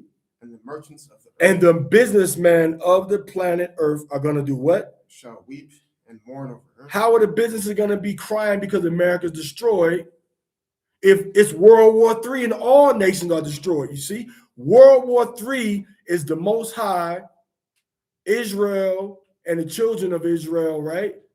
In the Middle East, not America. America ain't got nothing to do with World War III. America is taken off of the board so you can understand. By the time World War III happens, America will already be, out of the equation. Read. For no man buyeth their merchandise anymore. Meaning what? What it mean? No man. The nation's gonna be mad because nobody's buying their merchandise anymore. What does that mean? That means that one of the things that this means is that out of all of the merchandise that goes through the Panama Canal, all right, America consumes 50% of everything that goes to the Panama Canal. That means you take Mexico, South America, Jamaica, Trinidad, you take Haiti, Dominican Republic, Bermuda, okay, Cuba, anything that comes through the Panama Canal, America is consuming most of it. America is buying is one of the top nations buying from every other nation on the planet Earth. So these other nations, they're going to be sad because they're going to lose money when America, gets attacked by the European nations. Read. The merchandise of gold and silver and precious stones and of pearls and fine linen and purple and silk and scarlet and all fine wood. Let me verse 20. Rejoice. Verse 13. And cinnamon and odors and ointments and frankincense and wine and oil and fine flour and wheat and beasts and sheep and horses and chariots and slaves. And slaves, go ahead. And souls of men. And souls of men. The music. Hollywood. Does not America attract the souls of more people than any place else on the planet Earth? Where else do you see all nations trying to immigrate besides America? So America is not in the equation by the time we get to Ezekiel chapter 38. Read. And the fruits that thy soul lusted after. So the fruit that people's souls are lusting after, all of the works of the flesh, the fruits of the flesh. America offers them anything they want. You want to be a freak? Come on to America. You want to change your gender? Come on to America. You want to worship a snake? Come on to America. You want to not believe in nothing? Come on to America. You think the earth is round? Come to America. You think the earth is flat? Come to America. You think the earth is a puzzle piece? Come to America. You think the earth is an asteroid? Come on to America. You think you're a man? Come to America. You think you're a girl? Come to America. You think you know gender? Come on to America. Whatever your soul lusts after, we support you, buddy. What does it say, verse 14 again? And the fruits that thy soul lusted after. Go ahead. Are departed from thee. All that little freaky nastiness that people want, America ain't gonna be that capital no more. Read. And all things which were dainty and goodly are departed from thee. Go ahead. Thou shalt find them no more at all. No level of wickedness and supply and demand that America had is going to be around ever again. Read. And the merchants of these things, which were made richer by her, shall stand afar off for the fear of her torment, weeping and wailing, and saying, Alas, alas, that great city that was clothed in fine linen, and purple, and scarlet, and decked with gold, and precious stones, and pearls. America is like the royal nation of the planet Earth. That's why everybody's trying to come here. Not here, I'm in Mexico, but everybody's trying to come to this part of the world. Well, actually, you got people from the Middle East that sneak in through Mexico and they head north here, from Africa too, from Afghanistan too. They're probably coming in from the western side and the northern side, northwest Mexico, like Tijuana, Baja California, Sonora, where they got the deserts and stuff, and they sneak up through that way. They got people from India that sneak up through Mexico too. A lot of nations sneak in through Mexico to try to get to America. Read. For in 1 hour so great riches is come to naught, and every shipmaster and all the company in ships and sailors, and as many as trade by sea, stood afar off. Everybody's standing far off. So what's the point? The point is that these other nations are still standing around, sad because America is destroyed. But how can they get sad because America is destroyed if America gets destroyed in World War III? Everybody's going to get destroyed in World War III. The scripture said in Revelation chapter 19 that Christ is coming back to make war with how many nations? With all nations. He's making war with all nations. Okay? He's making war with all nations. And all nations are going to stand before him. And he's going to separate them like a shepherd divides the goat from the sheep. Okay, now let's go back to Ezekiel 38. Good job holding that all that time too. All right, what verse we in? Let's go back into verse 5. Go ahead. Persia. So Persia is down with who? Gog and Magog now. Persia is talking about Iran. So Iran is not going to be destroyed by America. Even if America wins this conflict some kind of way, even if the Shah of Iran comes back, even if the Ayatollah stays there, America is not going to destroy Iran. America's not going to destroy Iran. All right? In order for America to destroy Iran, they would have to take away one of Iran's greatest strategic moves, which means to stop them from blocking the Strait of Hormuz, where 20 up to 80% of some countries' oil, the backbone of their economy, comes through the Strait of Hormuz, which is over by Oman going across to Iran. Most of the world's oil is transporting through there for certain countries. Most of their oil is coming through there. And what's going to happen if they try to come over there? Man, if they try to come through there, America tries to forcefully take that place, take that strait. All Iran has to do is to start attacking the oil refineries, the oil production centers. And they've already started doing that when they attacked Oman. Because Oman has oil refineries on the coastline, they ain't no major oil producers. But all Iran has to do is start attacking the OPEC nations, attacking the world supply of oil. And nobody got oil. Yeah, America could win the war. And they may got oil from when they attacked Venezuela, which has the largest oil reserves in the world. That's when it says that Asher shall dip his foot in oil. And the prophecies about the tribe of Asher, that's what it's talking about, that they have access to a lot of the oil. All the countries in South Africa got oil to different levels. All right. Brazil, Peru, Ecuador, Colombia, Venezuela, they all got a little bit of oil.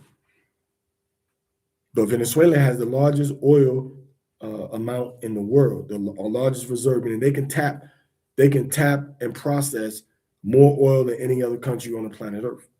That's why America attacked them. So now, if America stops Iran from blocking the Strait of Hormuz, you know Iran now is going to just try to destabilize and dismantle all of the oil refineries in that region. And that means that India, Korea, Japan, China, Pakistan, right? All these countries are going to be affected if Iran does that. So America is not going to try to forcefully take over that area. If America keep on playing, they're going to just, they're going to threaten America. If America keep on conflicting with them, they're going to say, look, y'all need to back up or we're going to just destroy all the refineries over here, including the ones in Saudi Arabia. Because the flow of oil is already being impacted with the Russian-Ukrainian conflict. So I'm just giving you a scenario. I'm not a war strategist, but I'm telling you, if I was controlling the Strait of Hormuz, where most countries' major percentage of oil is coming through, and somebody came to me trying to be all big and bad and didn't want to negotiate with me, I would say, okay, you know what?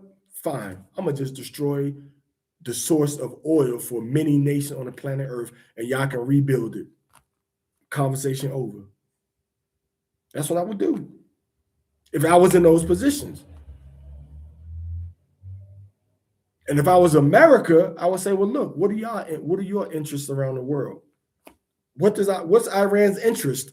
Iran don't have military bases all around the world. Only thing you can do is attack people that are maybe allies with them. And if you want to, you can destroy key positions too. But this is all a game of cat and mouse.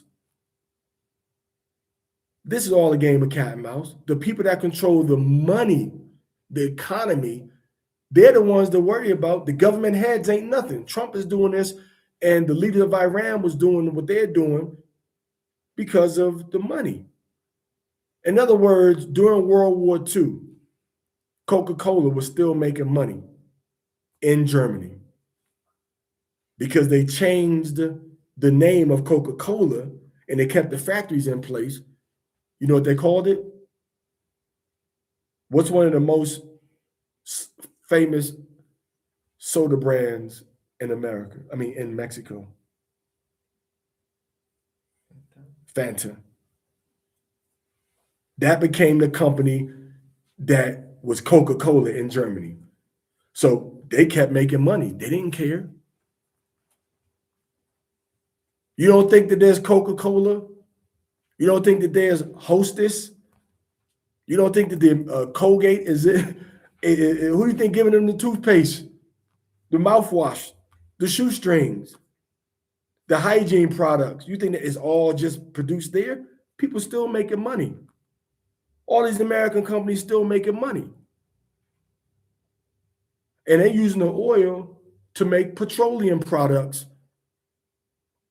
So the petroleum companies are still making money over there, but it's just produced in other forms, manufactured into other things.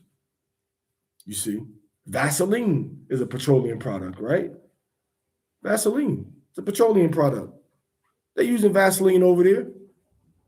Not to mention the fact that that Iran, believe it or not, is one of the world's chief exporters of pork products because they got a bunch of wild pigs over there. And that goes into the book of Second Ezra when it talks about the wild bull, the wild boar, the wild pig raging in wrath. All right, with the Carmanians over there. All right. So all of these things are strategic. In Second Ezra chapter 15, all these things are strategic, and everybody's playing their part. So now it said the who?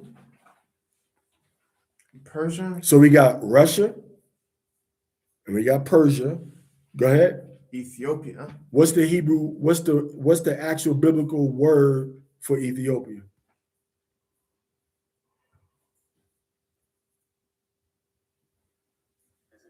Cush. It's Cush. So what is Cush? What Cush is it talking about? It's talking about Sudan and Somalia, the people that are already friendly with Iran, or they're talking about Ethiopia, which is more friendly with America. It's talking about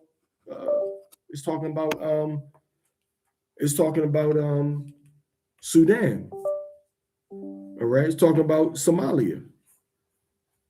Those Cushites over there. Ain't talking about all Cushites.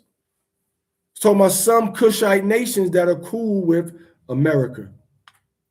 Who else? and Libya. Libya, that's going into North Africa, right? So these are all of the countries, these are all people that follow some kind of Islam.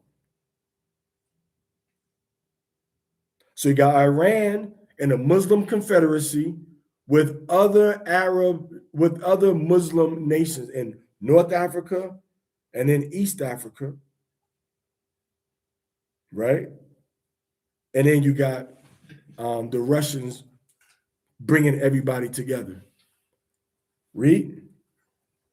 All of them with shields and helmet. Go ahead.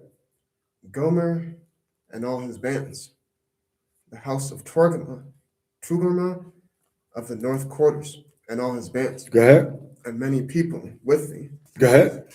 Be thou prepared and prepare for thyself, thou and all thy company that are assembled unto thee, and be thou a guard unto them. Go ahead.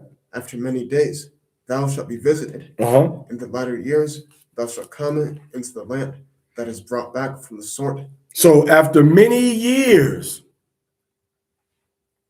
when we're going to be back in the land of Israel for years before this all takes place. So Iran and the Cushites, some of the Eastern Africans, and some of the Put in North Africa, they're going to still be there. America's the one that's going to be taken off the board. All right, go ahead.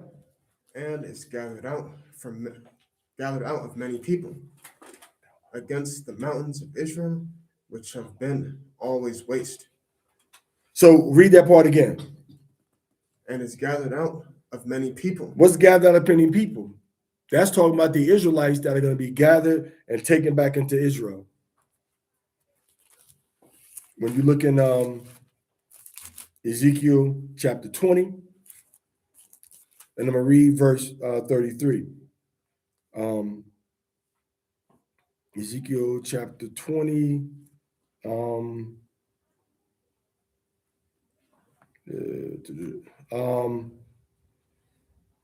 verse 34. And I will bring you out from the people and will gather you out of the countries wherein you were scattered.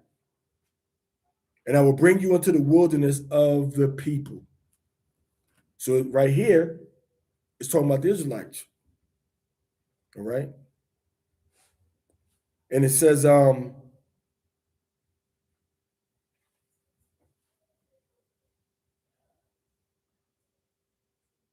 I will purge out the rebels, right? And this is talking about when we get into the land of Israel. It says, for in my holy mountain, in the mountain of the height of Israel, there shall all the house of Israel, all of them in the land, serve me. That's what I say after many years. So it says they're going to be, because nobody's going to be able to attack us when we first get there. That's what it says, the people brought back from the sword. The sword ain't going to be able to fall on us at this point. Read. And is gathered out of many people Go ahead. against the mountains of Israel, Go ahead. which have been always waste. Go ahead. But it is brought forth out of the nations. See, Israel going to be brought forth from the nations back in our homeland. Go ahead. And they shall dwell. They shall what? Shall dwell safely. They shall dwell safely. How many of us? All of them. Just the northern part. All of them. Just Tel Aviv. All of them. Just Jerusalem. All of them. Just Gaza. All of them. So Israel is going to be able to dwell safely. And historically, Gaza was occupied a lot of times by the Philistines anyway. All right. So it said we're going to be dwelling safely. Everybody see that, right? That we're going to get back in the land of Israel and we're going to be dwelling how? Safely. How many of them? All of them. All of them. Read. Thou shalt ascend and come like a storm. So thou is talking about Magog and Gog and Iran. So you Black Americans, you're not going to be you're not going to be African Americans no more. You're going to be Yehuda now. You're going to be Yehuda. You're going to be Judah, Yahawah. You're going to be who you were created to be. You West Indies, you're not going to be Jamaican no more. You're not going to be Dominican no more. You're not going to be Bayesian no more or Barbasian anymore. You're not going to be Trini anymore. You're going to be what? You're going to be Benjamin. Haitians, you ain't going to be Haitians no more. You're going to be Lewi or Levi. You're not going to be Brazilian no more. You're going to be Asher. You're not going to be Mexican no more. You're going to be Issachar, Yashashkar. You're not going to be North American Indians no more. You're going to be God. You're not going to be Igbo no more. You're going to be God or Gad. So we're going to be back in our land. You're not going to be Limba no more. You're going to be Zadok, bin Aaron, bin Lewi. You're going to be Zadok, the son of Aaron, the son of Levi. We're going to be back in our land. It says it right here in the Bible. You thinking that America is your rest. America is not your rest. America is not your final stop. All right? This is not your rest.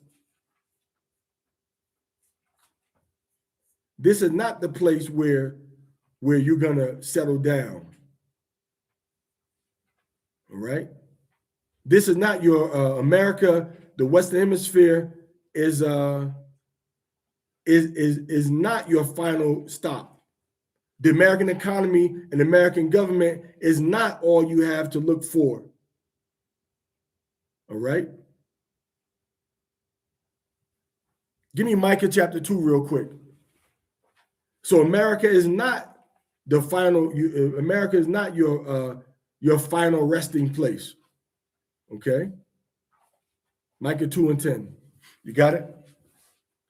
Con. All right, read Micah 2 and read verse 9 and then read verse 10, please.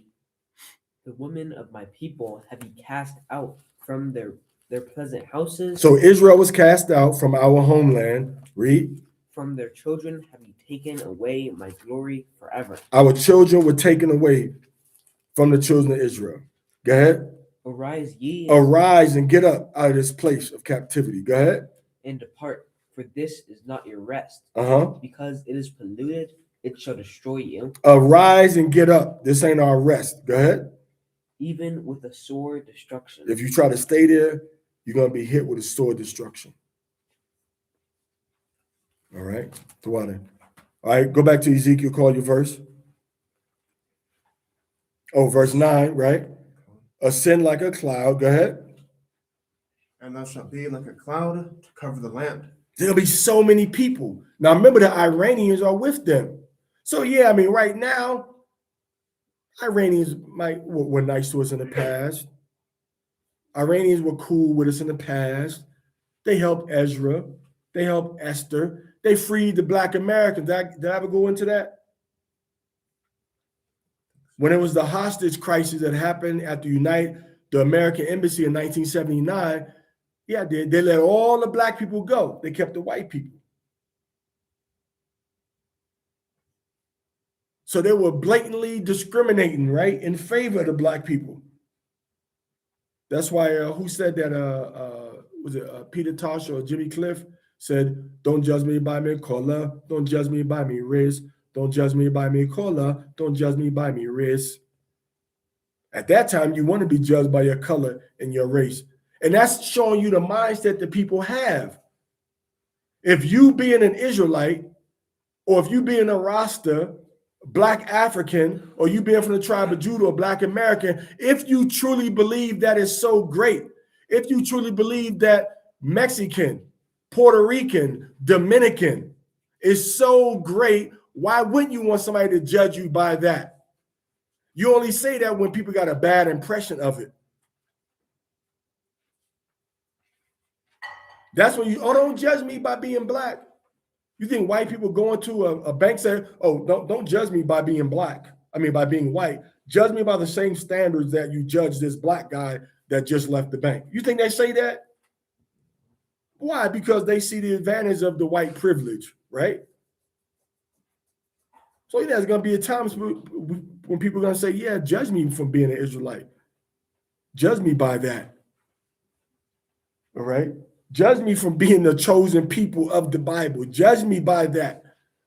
You can go there. Judge me by that standard, or over there, wherever you're most comfortable sitting. Judge me.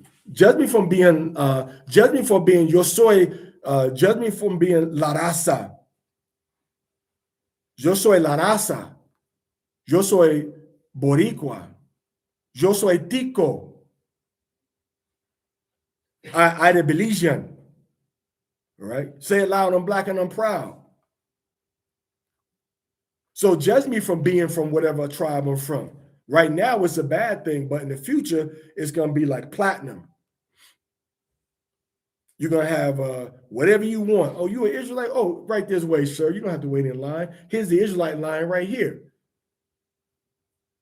You have 100 tellers for the Israelite line. You got 3 tellers for the Gentile line. 100 checkouts for us.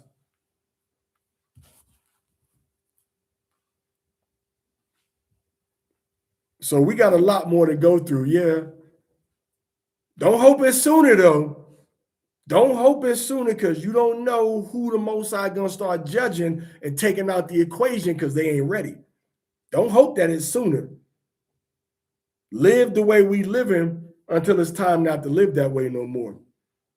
Because we may not be ready to go through what we're supposed to go through.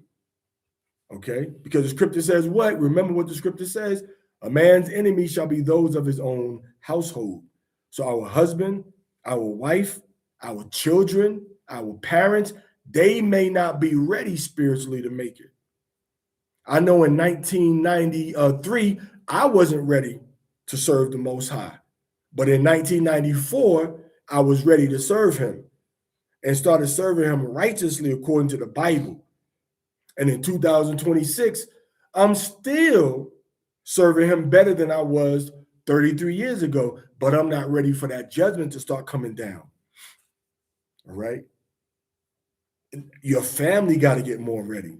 So let's not hope it happens sooner, because it ain't just you, right? It's your relatives in your house, outside your house. Who said they ready to make it? Are they ready?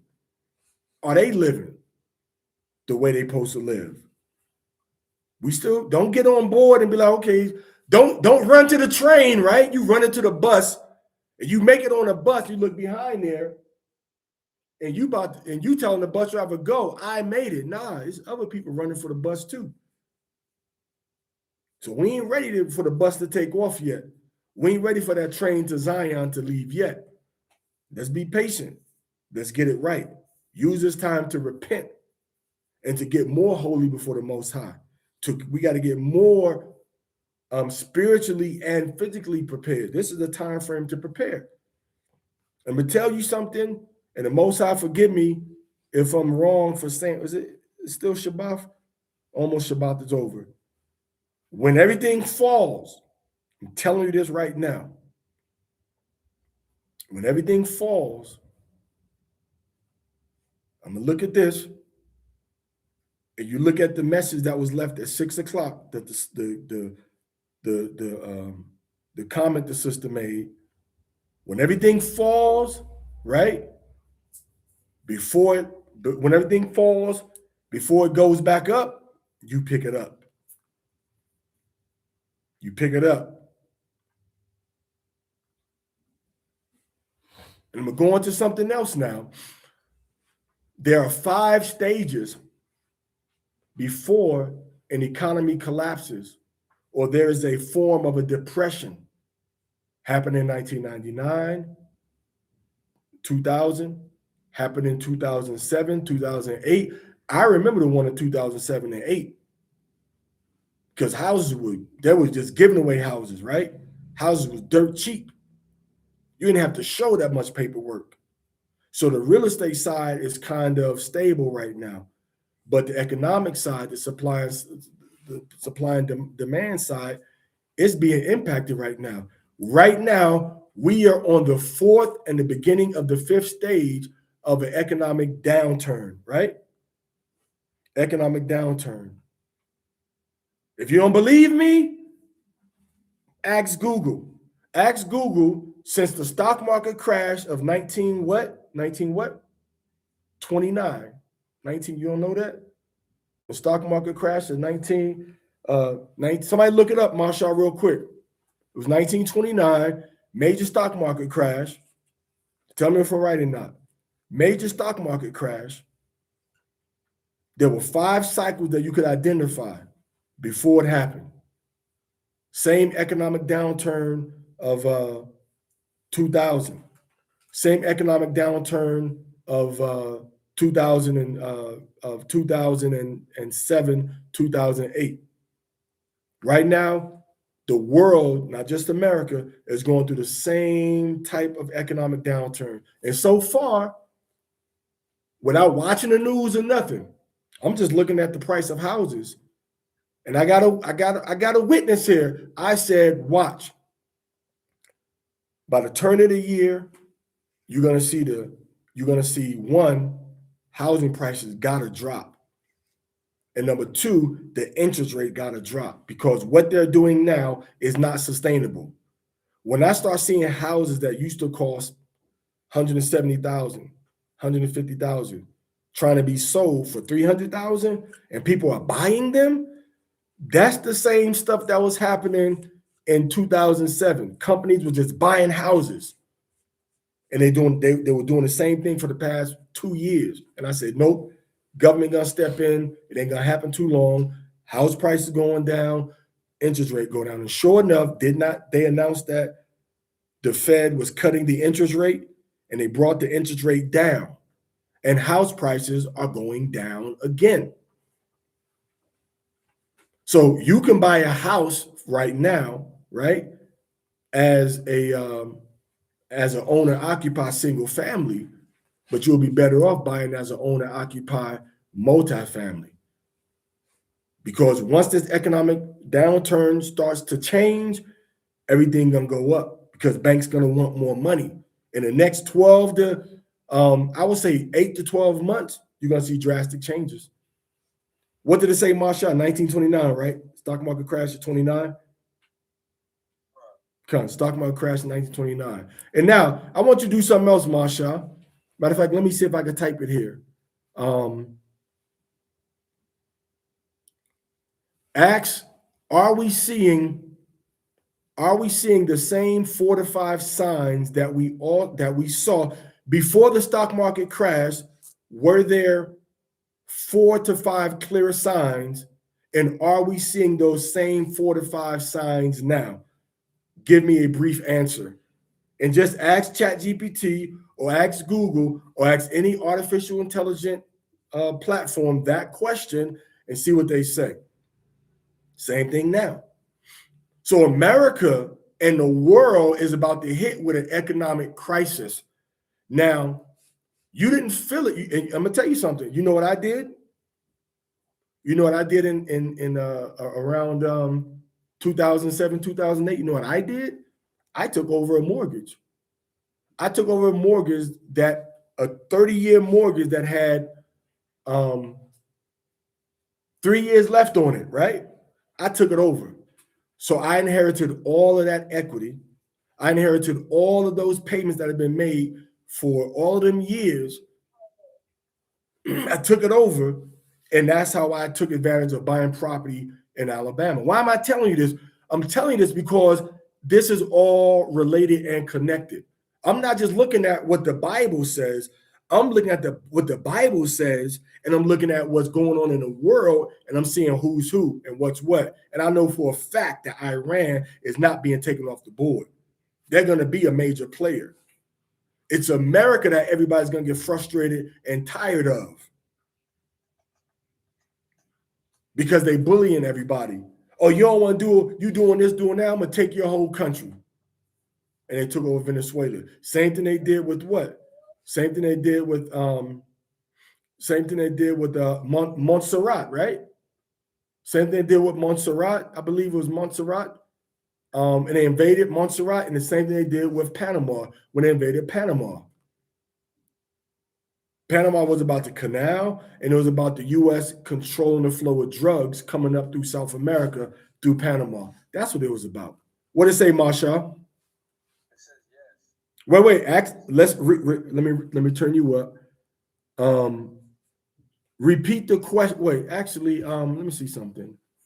I was gonna bring you on camera on Facebook, but you can stay on here so we can hear you good on here too. I just turn up the volume. All right, go ahead.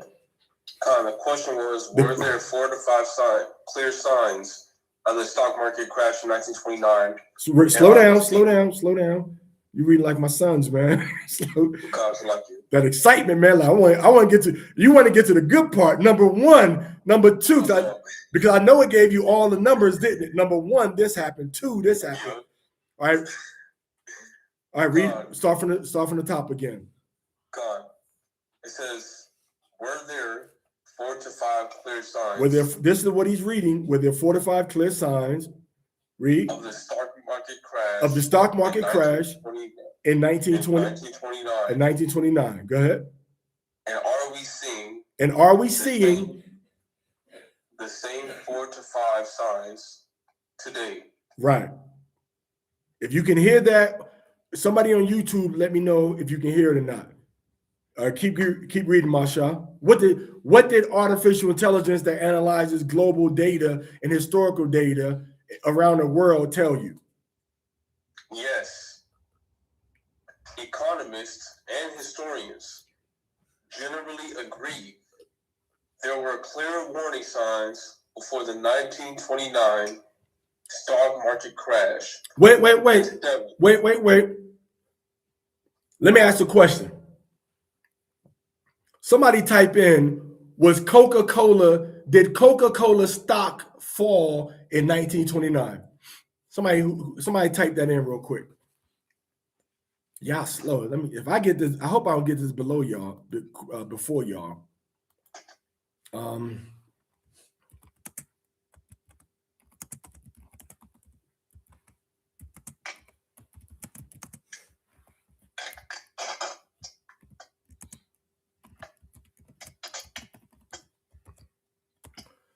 The Coca-Cola stock, yes.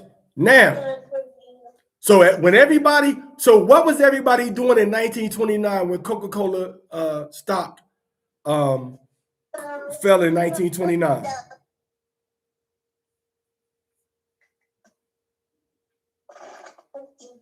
What did everybody do? They panicked.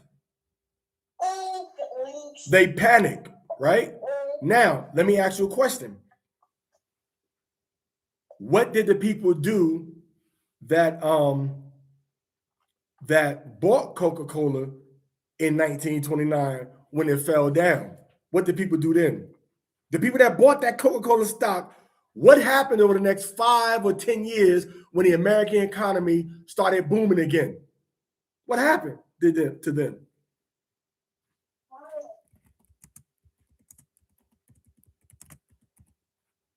They got rich,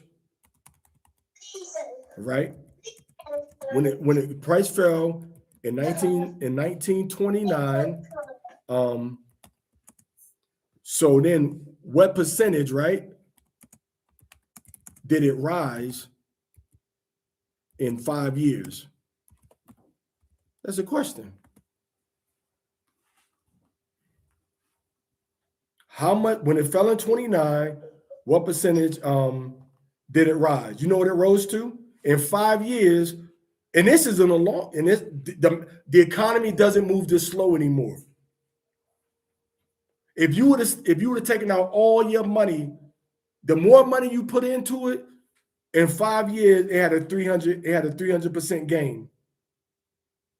So if you bought a Coca-Cola when it crashed, all right, when it crashed to $19 a share in 1929, during the Depression era, it went down to 15. Listen to what I'm saying to you. This is the equivalence of it. During the Depression era, it went down to $15. 5 years later, in 1937, it went back up to 60. It went back up to $60. 4 times more. 4 times more. Now, I'm gonna tell you something else. I don't know if anybody remembers this, but man, I'm slapping myself in the face. Right when COVID hit, me and Shara, were we looking at the stock market, or were we watching it on screens or something? Or were we listening on the news and then investigated it? The stock prices, gas price went negative. Gas price went negative. It was below pennies. So you had to wait for it to go back up to buy it. If you were to put $1,000 into gas at that point, when it was like, it went down to like a few cents a barrel for a couple of days, right? It was like negative.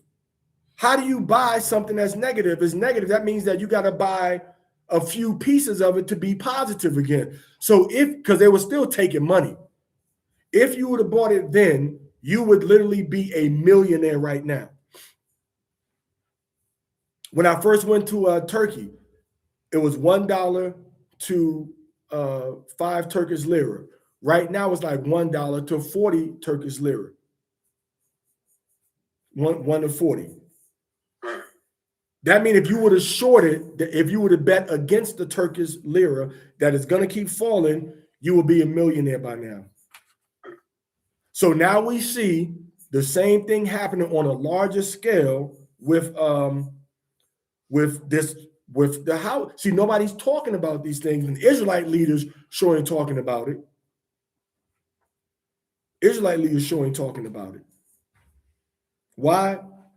Because they just want money for Passover. You see everybody advertise for Passover. How come y'all keep advertising Passover, but you ain't advertising getting all your people together to come talk about the Torah, to get on one accord, or to learn how to get off these jobs and stop making excuses when you're working on the Sabbath and working on the new moon? How come nobody's having no meetings about that? How come nobody's teaching that? All right, so in 5 years, you would have about 4 extra money. That means if you say, hey, man, you know what? I'm going to take, if you say, you know what? Let's say you got an apartment building. You say, you know what? I got this apartment building. It's worth $400,000. I'm going to take $75,000. I'm going to take $300,000 out of it, 75%. My tenant's going to keep paying my mortgage. Matter of fact, I'm going to treat them fair. I'm going to just get 25%, 30% over my mortgage payment so I can just keep the upkeep. And you take that $300,000 and you would have put it into Coca-Cola, all right? In 5 years, that $300,000 would have multiplied to 1.2 million. Easier without doing nothing else, just sitting there waiting. Just sitting there waiting. If you'd have put it in the same,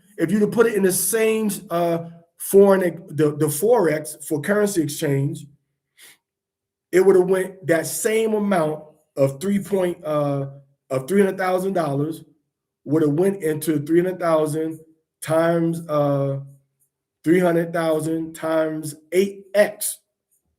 You would have got $2.4 million over a 5-year period. And if you let it sit there, more money, you'd have more money. So what I'm saying to you is like, what's happening in Iran for Black Americans, Judah, I'm looking and I'm watching. I'm not listening to what Papa Doc is saying. I'm not listening to what David Banner is saying. Because these guys ain't saying nothing but the same song we've been hearing for the past 50 years. They got some good, they're good guys, but they're not really giving you the tools that you need in order to be in a better place 3-4 years from now. I'm giving you the tools. If you listen to what I'm saying, you will be in a better place 3 to 4 years from now, guaranteed, because I'm seeing the signs, the same signs I've been seeing since 2008, 1999. And the computer is telling you, yup, you surely is right, Parazar. Same signs as here. So what did they do? They said, well, I'm going to get Coca-Cola. Because you know what's going to go up. You know, was it the processors, NVIDIA? You know, it's going to go back up. You know, Amazon's going to go back up. You know, Microsoft, all the tech companies going to go back up. You know, the S&P 500 is going to go back up. You know, any collective group, you know, all the tech stocks are going to go back up. You know, power is going to go back up. You know, commodities are going to go back up. But which commodities? Is it going to be oil? All right, it's going to be gas. Is it going to, you know, gold is going to go up. Matter of fact, if you get gold now, it's going to go up in 8 to 12 months because the dollar value is going to drop. It's going to be another crisis. So when a dollar value drops, that means that more like a developing country economy is going to be a little more stable, not take as hard of a drop, which means now going into Forex and pairing these two together, shorting the developing country stock so that when shorting the dollar. So when the US dollar drops and that foreign dollar stays the same, for example, in about 8 to 12 months, for example, if you know that the dollar, Mexico, it might be when the US economy is weaker, you get more pesos to the dollar. Right now, you're getting maybe 1 to 16, 1 to 17. I think maybe once we saw that $1 to 21 pesos before, right? But it may go to 1 to 20. So you short that. You say right now it's 1 to 17, 1 to 17 something, not 18. I'm just giving an example of how to short it. So when you short it and it goes up, 20%, You making 20% over your investment. It's 17 now, or even 30%. It's 17 now, it goes up to 20. $1 get you 17 pesos. That means $1 when the US economy is weaker will give you 20 pesos. So that's like, 17,000 pesos to 20,000 pesos is the big difference in Mexico. That's a 3,000 peso difference. And you can collect it in pesos. So your that $1 multiplied, and then what you do? You can put it into gold. You can exchange your gold in any currency you want and keep your account in that currency. It don't gotta be a dollar currency. It don't gotta be a peso currency. It can be a ruble currency. All right, it can be any currency. So the point we're getting at was that we are in the fourth or fifth cycle of global economic change. And the only thing that this war is doing is making it better for you to see the opportunity and to position your family for a better place after everything is over. But you got to get a hold of capital first. You got to get a hold of capital. That means you got to get a hold of a capital machine. You can either work for it or you can get an asset that already has it built into it.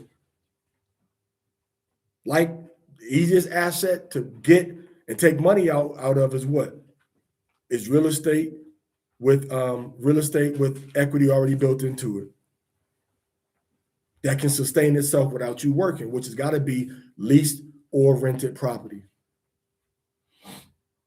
With the most stable being something that's going to go up or something that's going to stay the same when everything else drops. Gas is going to go up. How many Israelites trying to get a gas station? Everybody got to go to work. Nobody buys gas as a hobby or for casual use. You got to go to work. Anyway, Marshall, finish reading that for me, Ak. So we're talking about Iran and African Americans in Iran and how it plays out with Iran, Yahawah, and the tribe of Judah, Black Americans. Because what happens to the Black Americans, Judah, happens to the other tribes also. Because make no mistake, you got Native Americans in America, Puerto Ricans in America, Jamaicans in America, Haitians in America, Mexicans in America. You got Salvadorians in the Washington, D.C. area, but Judah controls D.C. Judah and Esau, maybe a little bit of Elam, control D.C. They're hiring trustworthy, high security clearance, Black Americans and white Americans for the military bases and for the national government infrastructure of Washington, D.C., the capital of America. So all these other tribes, they in America, but they're not really influential in the policies of America. Because the people that can go to these hearings of national proportion are in Virginia, in Montgomery County, in Northeast and Southeast, in PG County, in St. Charles County, in Anne Arundel County, right? In Baltimore County, all around DC. In Tyson's Corner, Pentagon City, Alexandria, Falls Church, Reston, all around the DC area are white and Israelite Black people in that area that can go to DC to these hearings. That's working there, that's working side by side with the national government of America, stabilizing and supporting the clerical and administrative aspect of the American government. So when Judah makes these moves and choices, all right, you got to see what's going on and what are they doing? What are they thinking? All right. Now, Marshall, read the rest of that about, can you start from the top? And I'm going to try to let you read uninterrupted. All right, go ahead. God, you want me to read the question again? Okay, God. It says, yes, economists and historians generally agree there were clear warning signs before the 1929 stock market crash, and several, but not all, of those patterns are visible today. The first one, extreme stock speculation. Stocks were driven by a buy now, pay later mentality. 2, high margin debt. Investors purchased stocks with 10 to 20% cash, borrowing the rest, creating fragile leverage.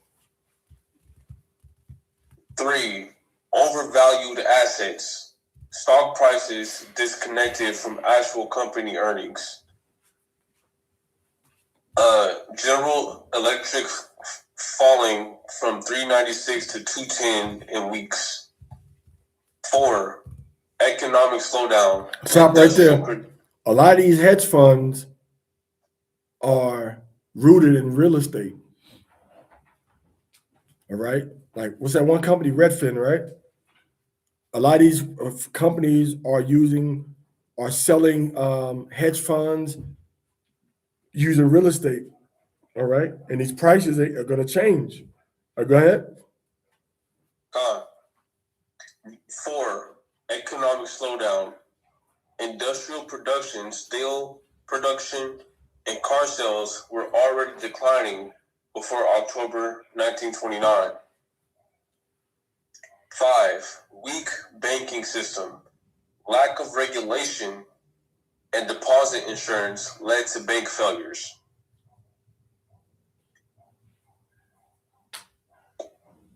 Then it goes to say, are we seeing the same signs today? Similarities. We see high valuations and euphoria in AI tech stocks, similar to 1920s tech hype and high consumer debt levels. Differences. Today we have the SEC, FDIC, preventing bank runs and immediate, transparent, real-time market information, unlike the leaks of data in 1929. Okay, so let me ask another question. Are these patterns also common with what was happening economically between 1999 and 2000 and between 2007, 2008? And how much longer, minimum and long term, before we hit the same, I guess, before we hit the critical downswing or critical turning point? So you say, are these patterns also common to what was happening economically between what years? 1999 and 2000. 2007 to 2008. You got the rest of it? And how long? And if so, how long before? How close are we to the same economic downswing / critical turning point? Minimum to maximum projection.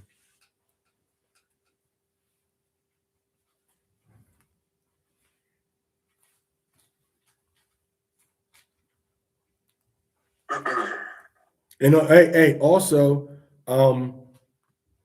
be as brief and concise as possible in your answer. You got to tell that too. So what we're saying is, like, it's not just Iran, and you can tell me when you're ready. It's not just Iran and America. This is a whole global scene, but you can't take out Hamashiach. You can't just randomly say, oh, somebody's fighting over here, we're about to be delivered, or oh, there's a problem over here, the end is coming. No, it's a lot of things that got to happen. And one of them is that America is going to be taken off the board. America is not even a factor in World War III. It's not a factor. the nation's hatred of America is going to take America off the board. Not Hamashiach. Hamashiach is going to come and fight against the other nations in the Eastern Hemisphere. So Iran, when you look in Ezekiel chapter 38, verse 5, is going to join with Russia, with the Muslim nations in East Africa and the Muslim nations in North Africa, and they're going to come up against the land of Israel. They'll come right down through that walkway. Come from the west through they can come from the west through Jordan, come from the north through Syria, through Iran, all right? Come from North Africa. You got North Africa, East Africa, and then you have Iraq and Iran, and then you have Magog and Gog coming from the north between the Caspian and Black Sea. So you got a funneled area with Israel in the center. This is what we see in Ezekiel chapter 38. But you Black Americans, you Israelites, you Mexicans in America, you Puerto Ricans in America, you Jamaicans, West Indians in America, you're not going to have to worry about all of that, because you're not going to be in America when that type of drama hits America's fans, when we just read in Ezekiel and Revelation chapter 17 and 18. Masha, what you got? This is what you need to be focused on right here. Read that, Masha. Con.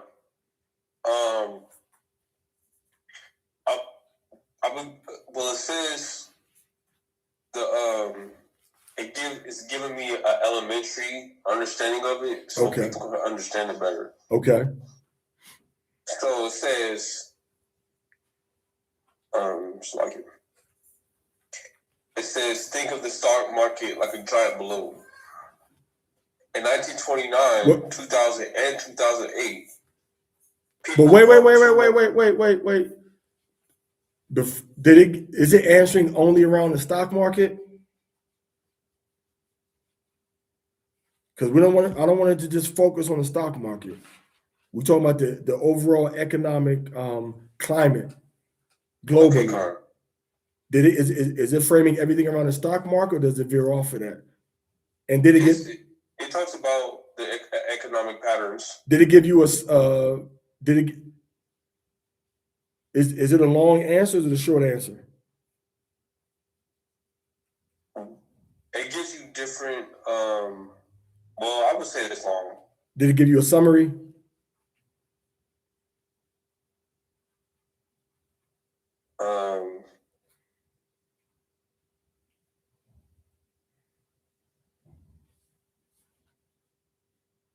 Just tell it to summarize the key points to a 2-minute read. Okay. Summarize the most essential points to a 2-minute read.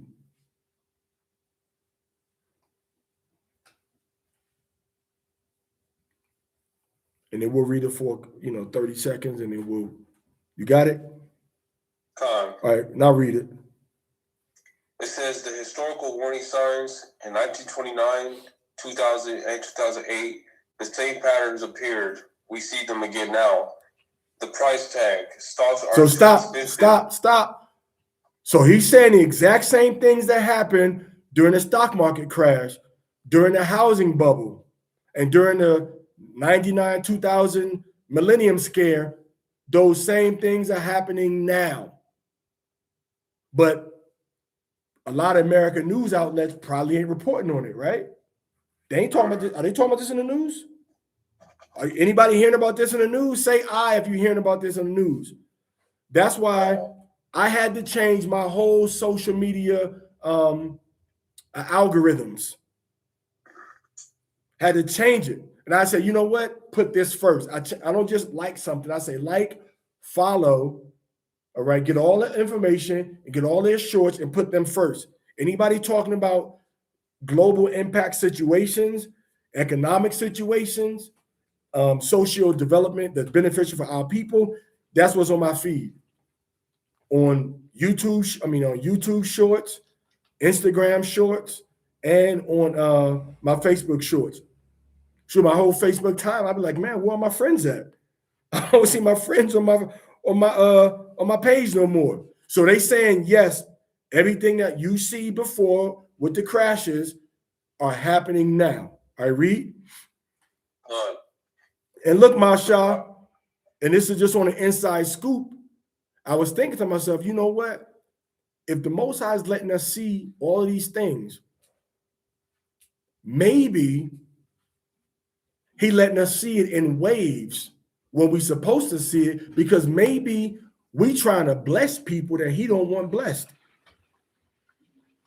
Maybe we trying to know to whom thou doest good, not enough. Right. Maybe we trying to bless people that the Most High is not ready to get blessed. Key elements have to come together. And you may be trying to force something on somebody that the Most High don't want them to have. All right. Now, listen, what's the brother's name? What's his first name? Was it Philip Payton? Listen to what I'm about to tell you. I'm going to show you how the Spirit of the Most High, through wisdom or through the Holy Spirit, moves. Sorry to cut you off, Masha.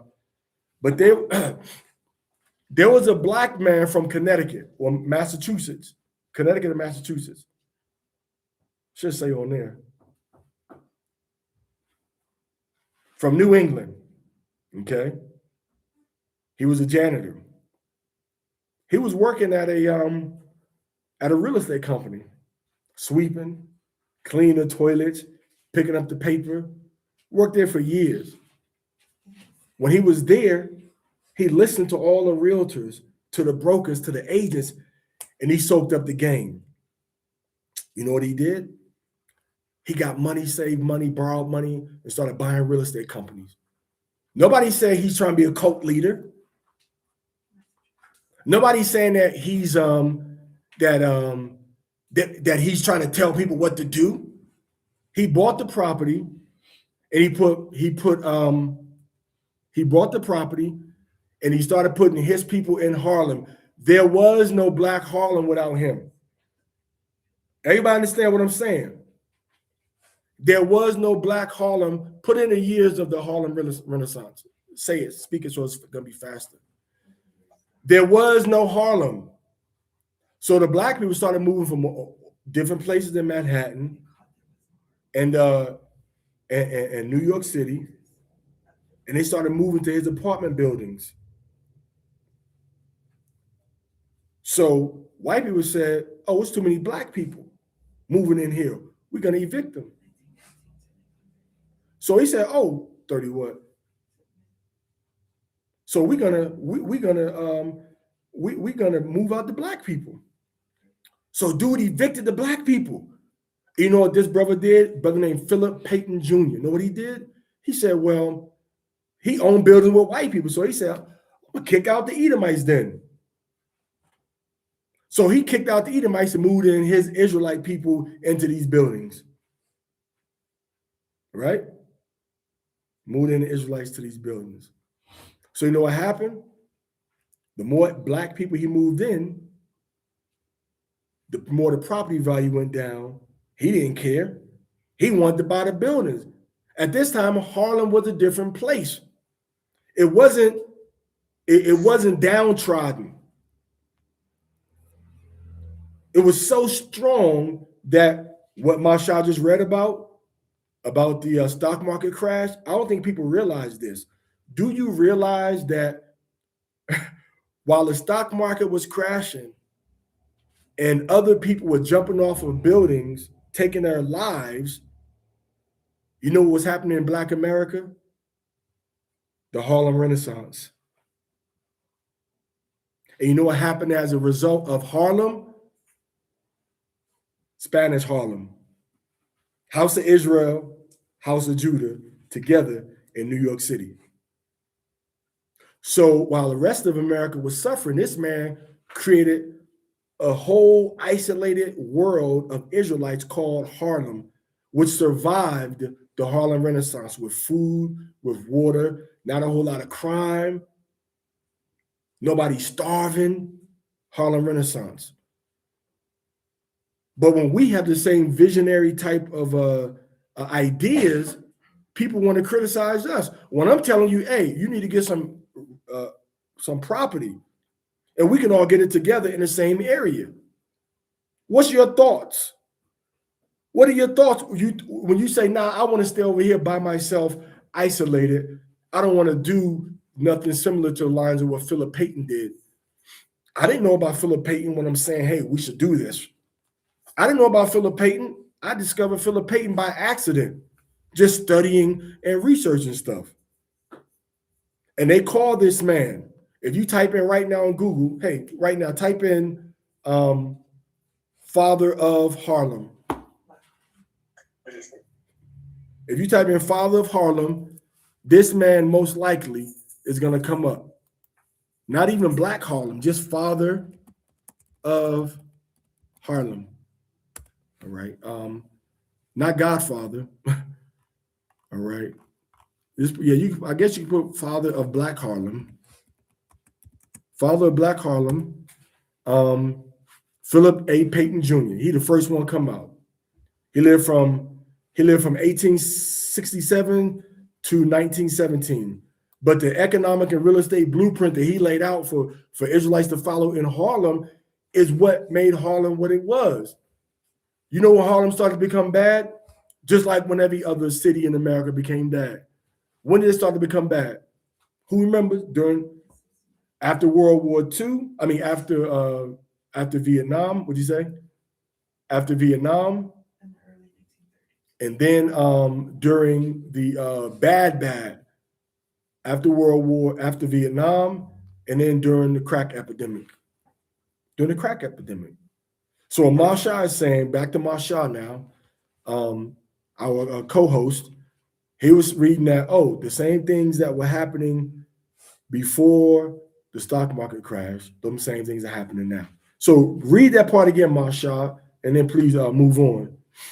The historical warning signs in 1929, 2000, and 2008, the same patterns appeared. We see them again now. The price tag. Stocks are too expensive compared to how much companies actually earn. Stocks are too expensive. They mean they're overvaluing themselves, but they're not producing products and services to demand the high price they want for their stocks. And I was talking about this the other day. The Most High got to step in. You know why? Because if the money keep rising, you're gonna have to be carried. You're gonna need like a wagon to carry your money around. That's what happens in a lot of countries. The price of gold keeps going up. That means you're gonna need more and more money to get the gold. When does it stop? Infinity? A new system has to be developed, and that's what Israelites are going to bring into place. Our economic prowess and the global economic experts are going to get together under our leadership and restructure a biblical type of global economic system with Jerusalem as the headquarters. When Solomon became king, the Bible says that everybody got abundant with silver and gold. All right, read, Marsha. The debt.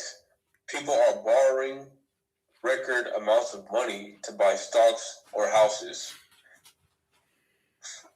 The hype.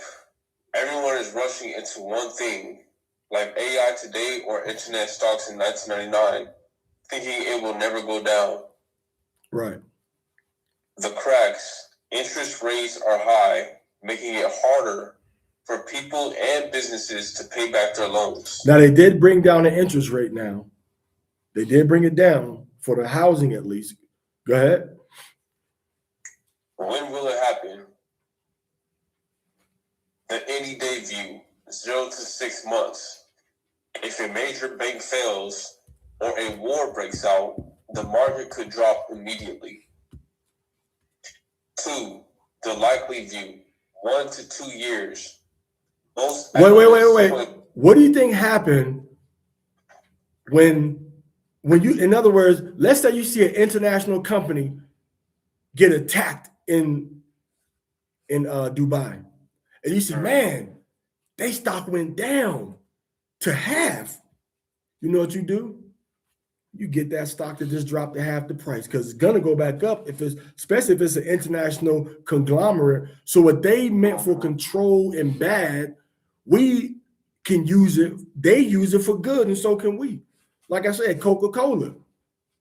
If you would have bought Coca-Cola back then, you could be if your grand or great grand would have bought Coca-Cola back then, you could be living off the interest right now. You could be just living off the interest, just letting it keep build up. I keep going. 2, the likely view. Most analysts point to late 2026 or 2027 as the danger zone because the economy is finally feeling the sting of high interest rates. And down here in Mexico, prices are going up. Like, I don't know where they're getting these prices from. But prices are going up, 25, 30% without notice, right? Like, just without notice. So we're feeling it in a developing country, but you all may not be feeling it as quickly in America. They may be stretching it out. All right. Go ahead. 3, the historical view. By 2030, big crashes usually happen every 10 years. Since the last one was 2020, we are due for a correction by the end of the decade. Okay, Adriana said that they can feel it in California too, which on Washington State, which feels it heavily because a lot of these stuff is coming from other places across the road, petrol or gas prices for transportation, different stuff like that. Go ahead, Masha. The main difference today, in 1929, there was no safety net. Today, the government has insurance, like the FDIC. FDIC is the Federal Deposit Insurance Corporation. If something happens to your money, you lose your money, the government backs it up and they give you the money back, especially if it's fraud or somebody steals your money. SEC is the Security and Exchange Commission, which governs stock markets and bonds and securities through tight regulations. Go ahead. To stop banks from disappearing and circuit breakers to pause the market if it drops too fast. Right. The bottom line, the behavior looks exactly like 1929, but the system, laws, and technology is much stronger, which might turn a total collapse into just a bad downturn. And that's the end of it. Right. Okay, now, and for all these things, there are key micro triggers to look out for too. We can't do everything in one class, but there are key micro triggers to look out for also. All right, but when you look, a warrior on a battlefield says war is hell. Okay. A businessman says war is money. War is opportunity. All right. War is opportunity. All right. So it's the war is opportunity. I can't really answer that, Adriana, but I know that the Israelites are going to be safe when you look at 2nd Ezra chapter 2, that the Israelites are going to be in a safe position spiritually. So the point that we're making is that I need where's my reader? Where's my reader? Where'd my reader go?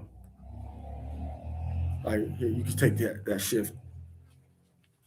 All right, so now we're reading in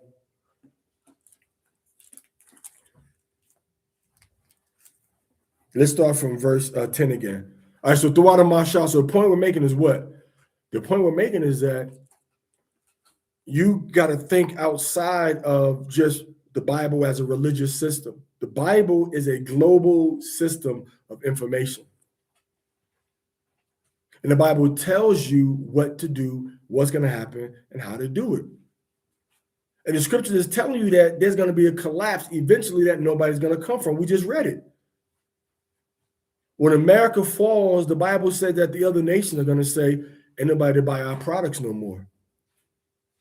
Ain't nobody to buy our products no more. There's nobody to give us money no more. Our business partners are all gone. So before that happens, what are you gonna have to do? You have to liquidate what you got. Not for money, but for actual real assets. What is one thing that every system in the world is always dependent? It's two things. Every system is always one thing right now. Two things really that every system always depends on in order to move ahead. One is energy, and the other one is physical space. They got to have land. They got to Ayandabar. You're welcome, Adriana. They got to have land. All right. If you look at a place like, I don't know, let's take a random place like, let's say East Cleveland. East Cleveland right now is experiencing a $122 million infusion of development, businesses, and real estate improvement funded by the governments, different levels of government.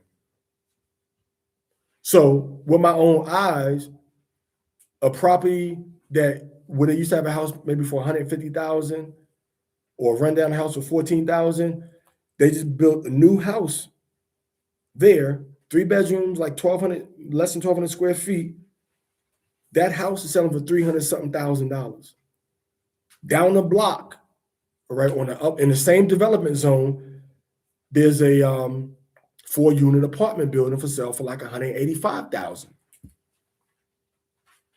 So if a one family 3-bath is going for $300,000, and then a house that should cost more money, a quad apartment building costs $185,000, a shrewd developer would say, you know what, I'm going to buy this quad, and you know what, the same thing they did in Maryland. The same thing they did all throughout PG. They bought all the apartment buildings, and they changed all of them into condos. And those condos now are anywhere from being like $120,000 all the way up to $300,000, $350,000. It's depending on where it is. Because from this particular corridor, you can get the University Circle, which is like the schools there, and there's Cleveland Clinic, hospital hub. It's a major hub in Cleveland. People gonna want to live there now. So if you get that now and that value goes up, gets reevaluated after your repair value, and you get a third, you get cash out of it, you don't got to do nothing with that cash right now, or you can put it into something else that's going to give you a dividend, a high yield dividend. I mean, to multiply high percentages of that investment over a few months time period. But that liquid cash, because all the stocks is about to plummet. Only stocks is not going to plummet is stocks that don't plummet when the stock market crashes. And you got to investigate what those are. Now you got some that drop and go back up. Next major outbreak, watch the price of gas. Why did the price of gas go down? Because everything halted. And I seen it with my own eyes. All right. If you were to ask, on average, what was the percentage rise of the price of gas from, let's say from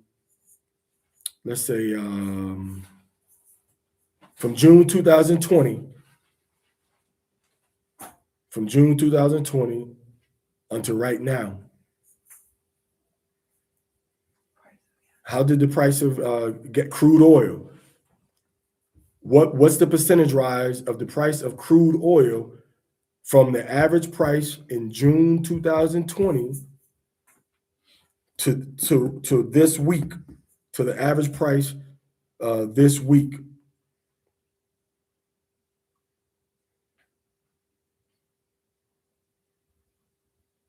And when you ask yourself that question, then you see, okay, why did it change? What happened? You know, why did the price go up? Why did the price go down? All right. When stuff stands still in the global economy that's that's that's petroleum driven, that's petroleum driven. All right. So now if you would have taken $1,000 and put it in crude oil in June 2020, what would that same $1,000 be worth now? Right? What would that same $1,000 be worth now? All right. So these are things that you have to look at, because you have to look at the whole pasture of our people and what it takes to feed the people, because it dropped down low. And now June it started to go back up a little bit, because remember, once you see that the airplanes ain't moving, airports were shut down, nobody was doing nothing. All right, nobody was doing anything. It went down because the demand was low. Once that demand went down, the price dropped. Once the demand went back up, all right, the supply goes back up and the price went back up. All right, the price went back up. So what month when COVID actually started? Let's say March. If we start from around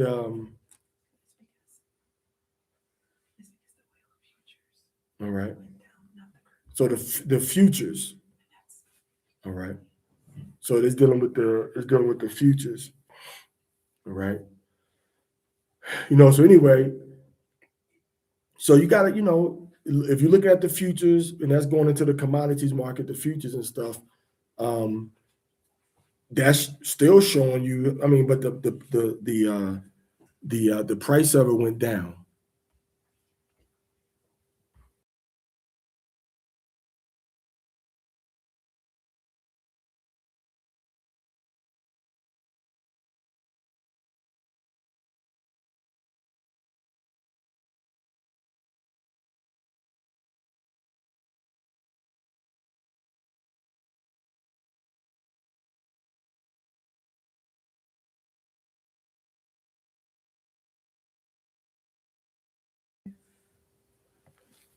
That same $1,000. All right, so okay,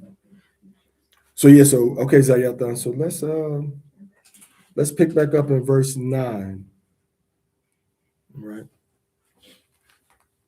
Thou shalt ascend and come like a storm. So the Iranians with the Russians are gonna come like a storm. And why am I singling out? Who knows why I'm singling out the Iranians? Because they are the most powerful international force that's gonna be with Magog and Gog in this attack.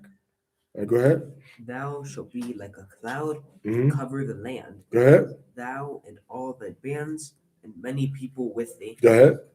Thus saith Yahawah Elohim, it shall also come to pass that at the same time shall things come into thy mind, and thou shalt think an evil thought. The evil thought is going to be to go and mess with us dwelling safely in the land of Israel. So when people read this, when people used to break down this prophecy, all right, when people used to break down this prophecy, they stop at the part where it says like brought back from the sword. And they used to say it's talking about America because America has never been attacked. Okay. Because America has never been attacked. So they say, oh, it's talking about America, but you see it's talking about Israel. Okay, it's talking about Israel. Okay, go ahead. Thou shalt say, I will go up to the land of unwalled villages.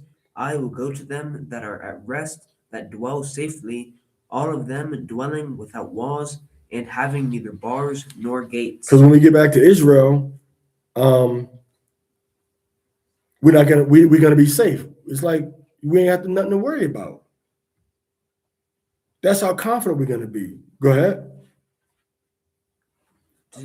To take spoil and to take a prey, to turn thine hand upon the desolate places, that are now inhabited, and upon the people that are gathered out of the nations, which have gotten cattle and goods that dwell in the midst of the land. You see, so we coming out from all of the different we're coming from all the different places. All right. We're coming from all of the different places now. All right. So when we come from all the different places and we take over that land, go back into our homeland, right? Then what does that mean? That means that we are going to be building an agricultural economy again. Of course, we're going to have resources. We're going to use technology, information, all right? But it's going to be controlled. It's not going to be just anybody doing anything with everything. All right, go ahead. Sheba and Dedan and the merchants of Tarshish, with all the young lions thereof, shall say unto thee, Art thou come to take a spoil? So who is Sheba? Sheba is Yemen. Who is Dedan? Dedan is like the northwestern part, northwestern part, I believe, of Saudi Arabia. I know it's in the west of Saudi Arabia, right? Who's Tarshish? Tarshish is Spain. So you go from the south up Mediterranean, all right? That's a shipping lane right now.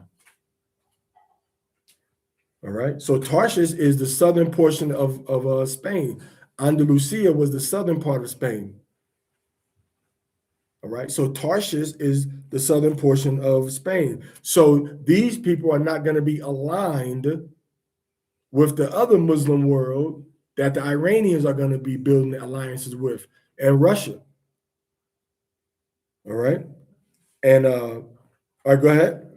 Hast thou gathered thy company to take a prey, to carry away silver and gold, to take away cattle and goods, to take a great spoil? So they're gonna they're gonna be trying to talk sense into these people. Hey, bro, don't do it. All right. And the scripture is reading like they're gonna try to come to them to get stuff too. Because we know that Spain has silver and good steel. Okay. And we know that Sheba has a lot of resources too, especially again, that frankincense. That frankincense is medicinal. It's a major export coming out of Yemen right now. But they're going to try to, what do you call it? Try to reason with them. Read. Therefore, son of man, prophesy and say unto Gog, Thus saith Yahawah Elohim. What's Yahawah saying? Read. In that day, Go ahead. when my people of Israel, When who? when my people of Israel, The land of Israel. my people When the 12 tribes of Israel are in the land of Israel doing what? dwelleth safely, We're going to dwell safely. Go ahead. shalt thou not know it? Meaning it's not going to be a doubt in anybody's mind that we are the people of the Most High and we're going to be dwelling safely in our land. Go ahead. And thou shalt come from thy place out of the north parts. See, now they're coming from the north between the Caspian and the Black Sea.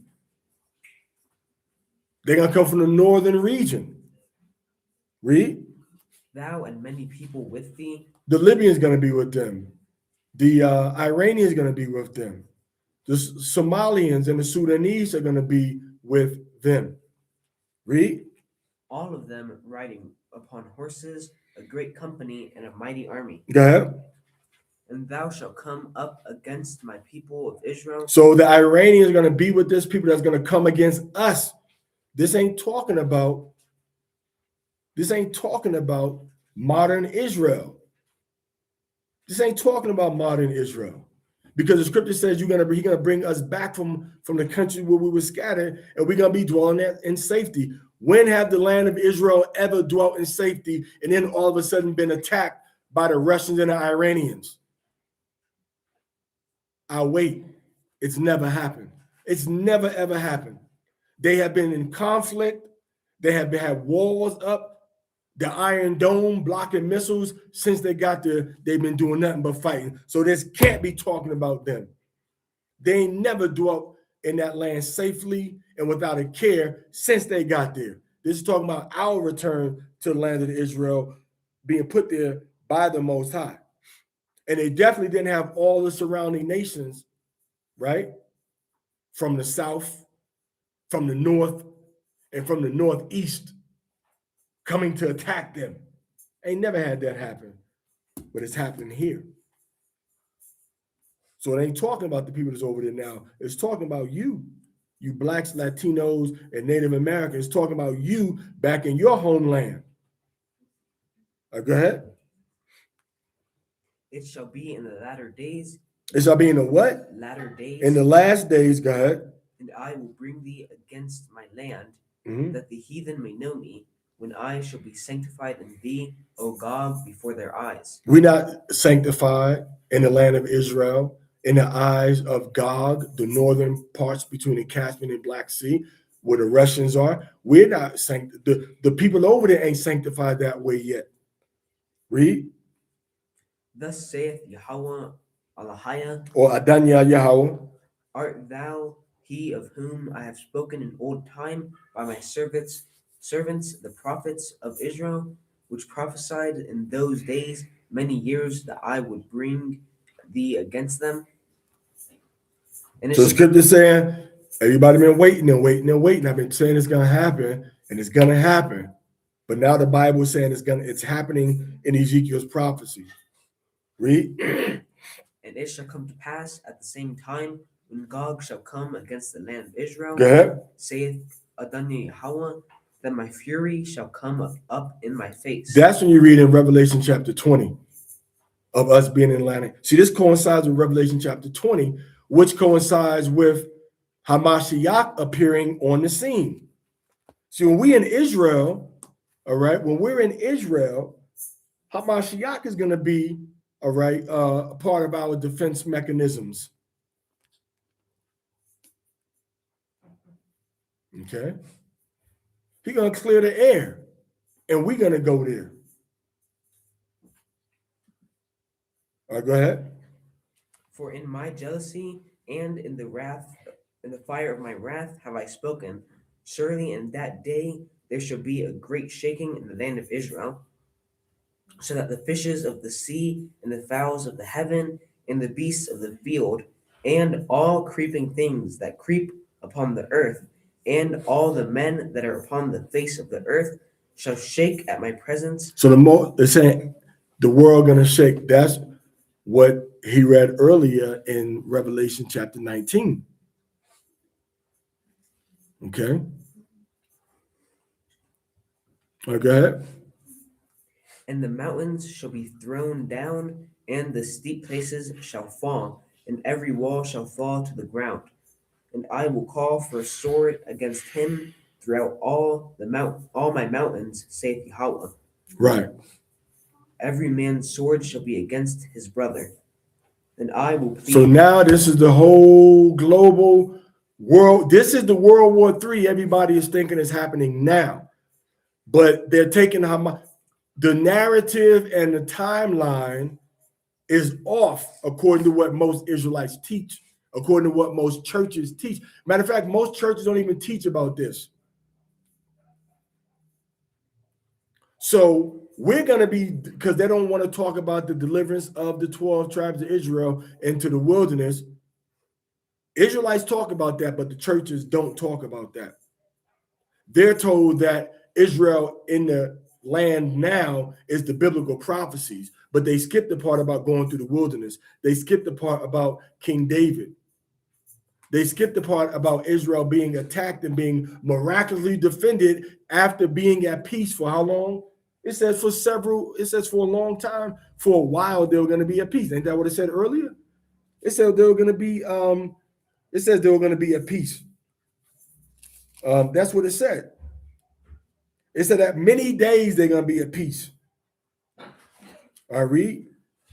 I will plead against him with pestilence and with blood, Mm-hmm. and I will rain upon him and upon his bands and upon the many people that are with him. So they're gonna that force that comes against us with the Iranians is gonna be totally destroyed. And now, I think we should stop right there because I think I want to come back either tomorrow or tonight, and I really want to go into 2nd Ezra 15. Right? Let me give you a clue. Go to 2nd Ezra chapter 15. It ain't in there, you know. Go to 2nd Ezra chapter 15 and read verse 28 and 29.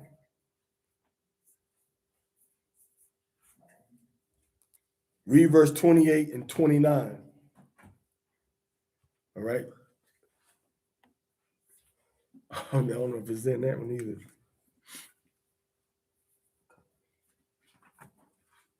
It may be 2nd Ezra in the sense of Ezra, the priest after Nehemiah. I don't think it's the regular chapter that we got right here. All right, so let me read this real quick. The Sabbath is over. The Sabbath is over right here, by the way. This says, during the 2020 oil futures crash, WTI crude hit negative $37.63 per barrel. All right. One WTI future contract would be 1,000 barrels. All right. 1,000 barrels. All right. So that means if you would have taken $1,000 and gotten them 1,000 barrels, you got to do the math on it. Now, the profit per full future contract would have been 127 times a dollar. I mean, times 1,000, which is $127,000. So one contract would produce roughly $127,000. That's what it claims. So if you had $1,000, the futures are leveraged, so your $1,000 would only be for a margin of part of a contract. If $1,000 controlled your position, 127,630 divided by 8 equals 15,950.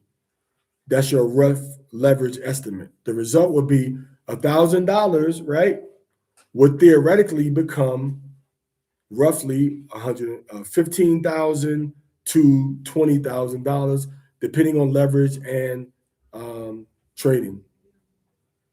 So you would have to be in there beforehand because they would have tried to restrict you now, just like they tried to do that with AMC for a minute too. All right.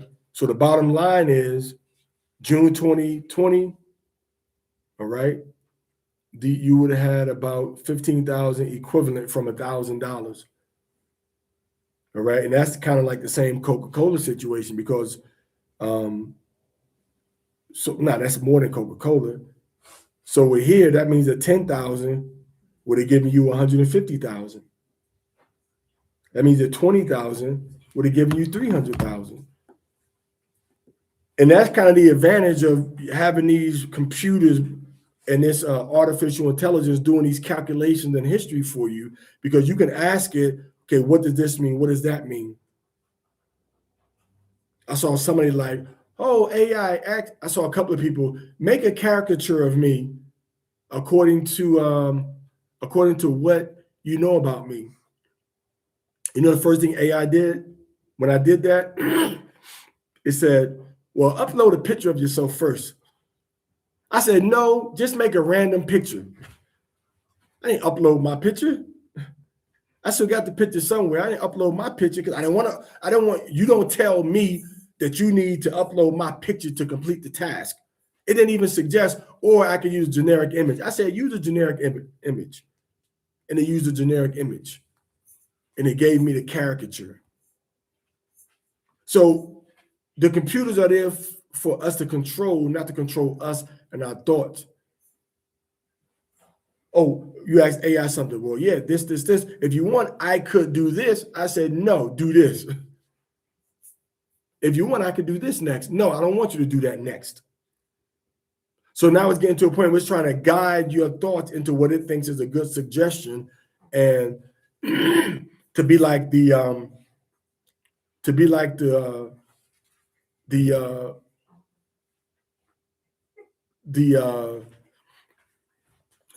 kingmaker or the person behind the throne giving it, or do this and do that and do that. You're like, oh yeah, give me that. I like that information. Tell me that. Like with Masha, it definitely asked Masha, hey, Do you want it to do X, Y, Z? But if it's relevant to what you're doing, yeah, okay. Now you ask, okay, what stocks are going to present the possibility of giving you the biggest gains when all this stuff takes place? And I'm doing this, but I'm not doing it from no Illuminati, no skull and crossbones, or no Boule, or no Masonic. I'm just putting my fingers together. I'm not doing it because of the diamond or nothing like that. All right? So I'm just putting my fingers together. It's not no secret signal I'm sending to nobody, no secret organization. I'm not no secret organization. I gotta say that. You feel me? Because somebody say he was throwing up a Masonic sign. Nah. For real. He was throwing up a Masonic sign. He was throwing up an Illuminati sign. Yeah. You know, if I'm in either one of them, if I'm in the Illuminati, I'll be the brokest, non-compliant member that they ever had. You feel me? I worship a whole nother God, the God of Israel, Yahawah. So that's right. So these things are opportunities for you. Just like when the when Syria tried to come to war with Israel, remember those three was it 2 or 3 lepers that went into the camp, remember? And they said, yeah, they ran, they fled. Most High used them, you know what I'm saying, to get to scare the Israel, to scare these people and to give us the victory. The Most High used like 314 people with Abraham to take over, to defeat the people that used to rule ancient Iran under Tidal, king of nations, and Chedorlaomer, right? The king of Elam did. We took over we fought that whole army and we beat them. The Maccabees defeated the Greek Empire. They had to be prepared and know what was happening. So you prepared and know what's happening. You got to position yourself. You got to be in the right place to make the right move you got to be in the right place to make the right move when the right opportunity presents itself, looking out for the signs and symbols, right, of what's going to happen. Forget what, and look, these movies are telling you what's going to happen also. The Illuminati and the Masons, they use the high-level Freemasons, they use the cinema and music to tell their people what's about to happen on some wag the dog type stuff.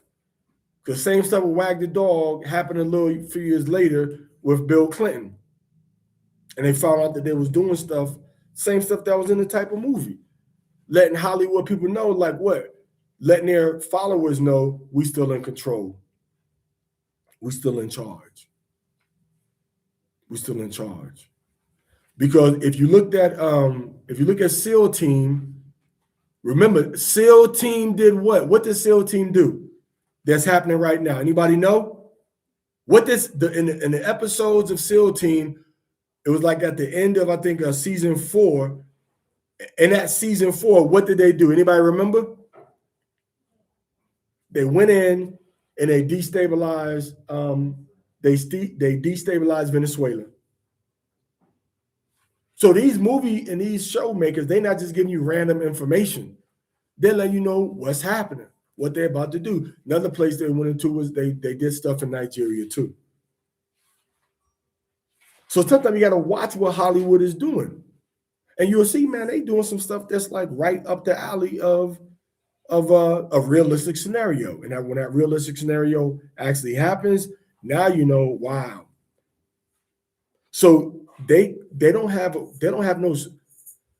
It will be too complicated for the ruling powers of the world to communicate secretly to everybody at one time. So they put it in different areas so people can see it and understand, oh, this is what's about to go down. This is what they're about to do, Chaya. This is the move that they're about to make. And you can do what? Position yourself and be ready for that move. All right. 2nd Ezra chapter 15, read verse 28. Let me see this.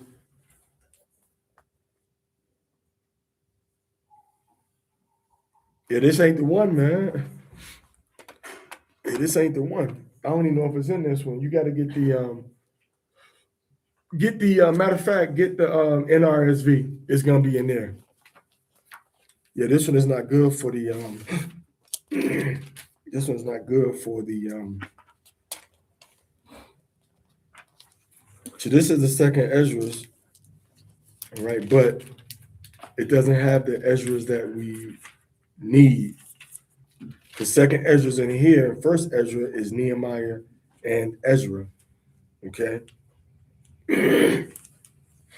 All right. Second Ezra chapter 15. Now this is what we're gonna leave off of, right? And then we're gonna come back to that. Is that how to code?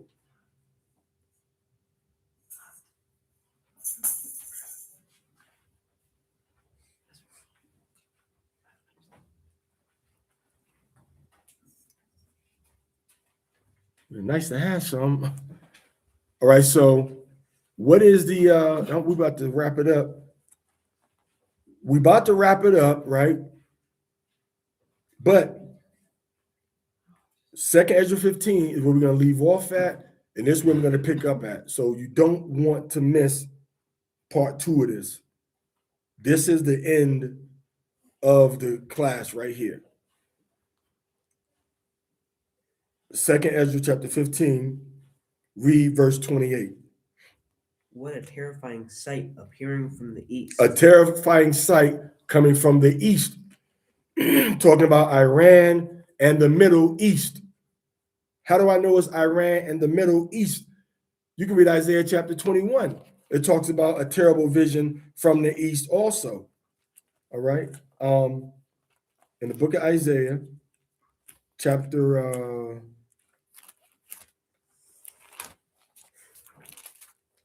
21. Man, this is an old Bible. It's ripped out. What you got? You Isaiah. You Isaiah 21. What's it say? Top. The oracle concerning the wilderness of the sea. The oracle or the vision concerning the wilderness of the sea. Go ahead. As whirlwinds in the Negev sweep. As whirlwinds in the south. That's the Negev. Go ahead. It comes from the desert. It comes from the desert. What's south of the Negev desert in Israel? You got the Arabian Peninsula, right? You got Arabia, and you got you got Egypt, you got Lebanon, you got Sudan coming from the south. So it says, coming from the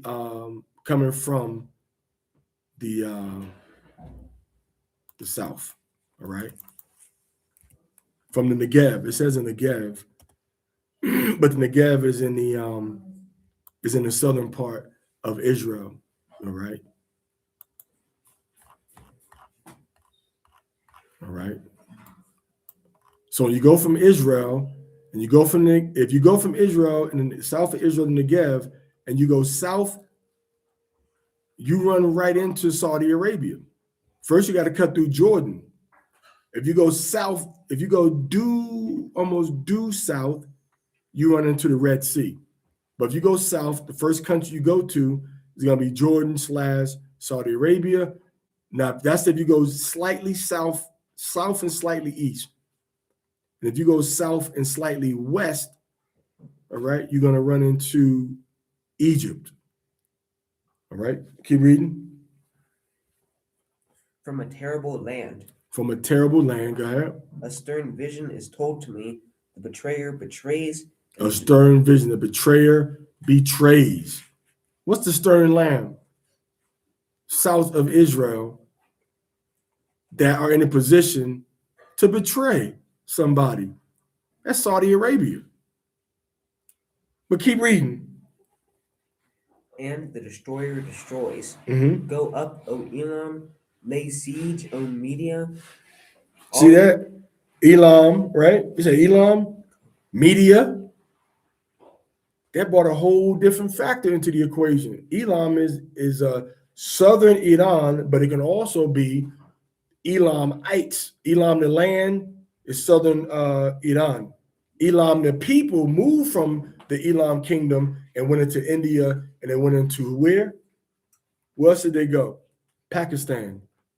Bangladesh too, but closer to the region, right? Because that's right on the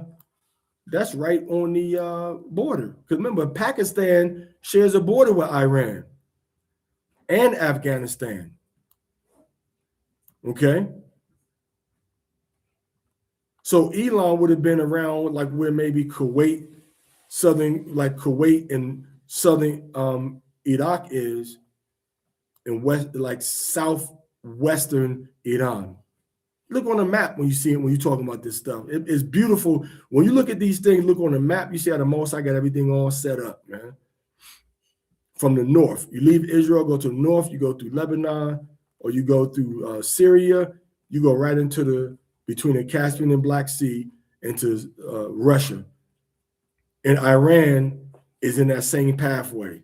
So Iran and Russia get together, Iran probably go west through Iraq. Russia goes south through Syria or through Iraq.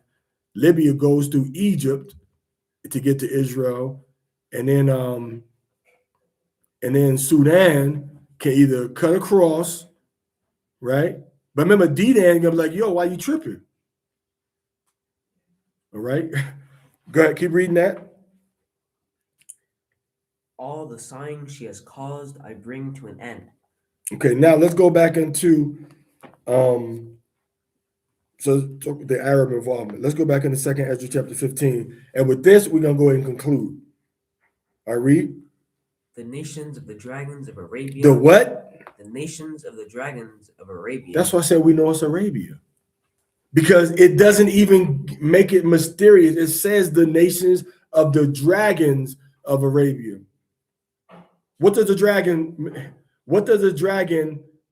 mythologically do? What's the most famous thing about a dragon? Huh? What's the most famous thing about a dragon? You say it in a low voice. Famous thing about a dragon. What is it? What's the most famous thing about a dragon? What's the most famous thing about a dragon? They breathe fire. What's at the top of all these oil refineries? Masha, you live in Texas. What's at the top of an oil refinery? They got a big tube, and what's coming out of that tube?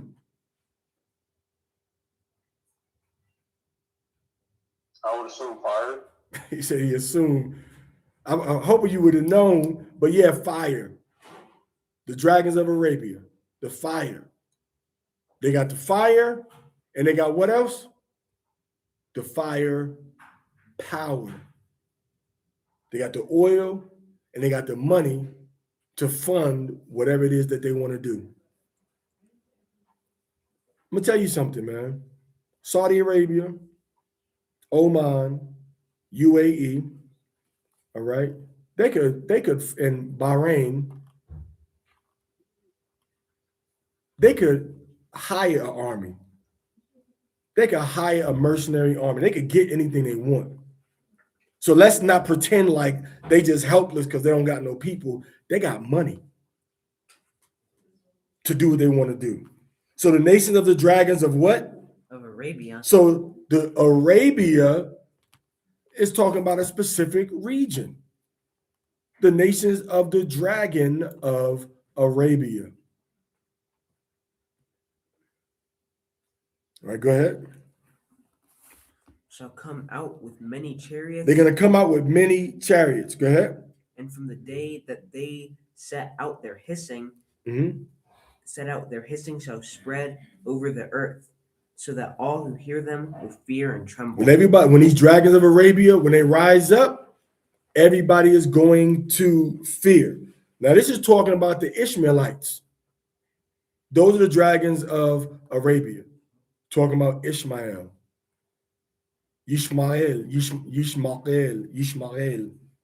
right? Which is the Arab nations, mainly the Arab nations attached to the Arabian Peninsula. That's Bahrain, that's Qatar or Qatar, that's United Arab Emirates, all right, what Dubai is, all right? That's Oman, Yemen. I've been over there one time. A lot of y'all don't realize that. I've been over to Qatar. I wasn't really impressed with it. It's all right, you know. I mean, if I'm being totally transparent, I stayed in the airport. It was it was a layover flight. I flew from North Carolina from the summit, and then I went to India. So I had a flight from North Carolina. No, another from North Carolina, then layover in Bahrain or layover in Doha in Qatar, and then from there I flew into India to Bangalore. They changed the name now to Bangalore in the state of Karnataka. All right, so so that's it's a little state, it's a little city, it's a very small country, but they are the whole Arabian Peninsula is filthy rich. Whole Arabian Peninsula is filthy rich. All right, go ahead. Verse 30. Also the Carmonians raging. Okay, that's the place right there. The Carmanians. Raging in wrath shall go forth like wild boars. The Carmanians. Um,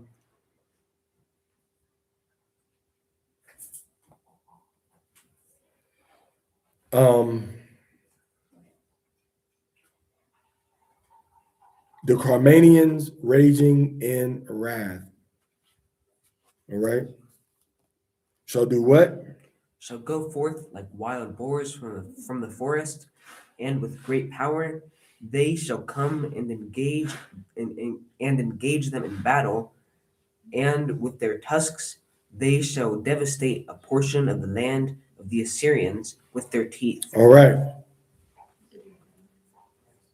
So who are the Carmanians? And who are these Assyrians that they're going to attack?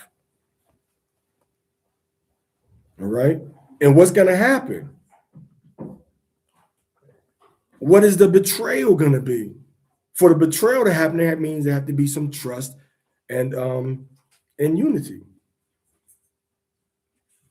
Okay.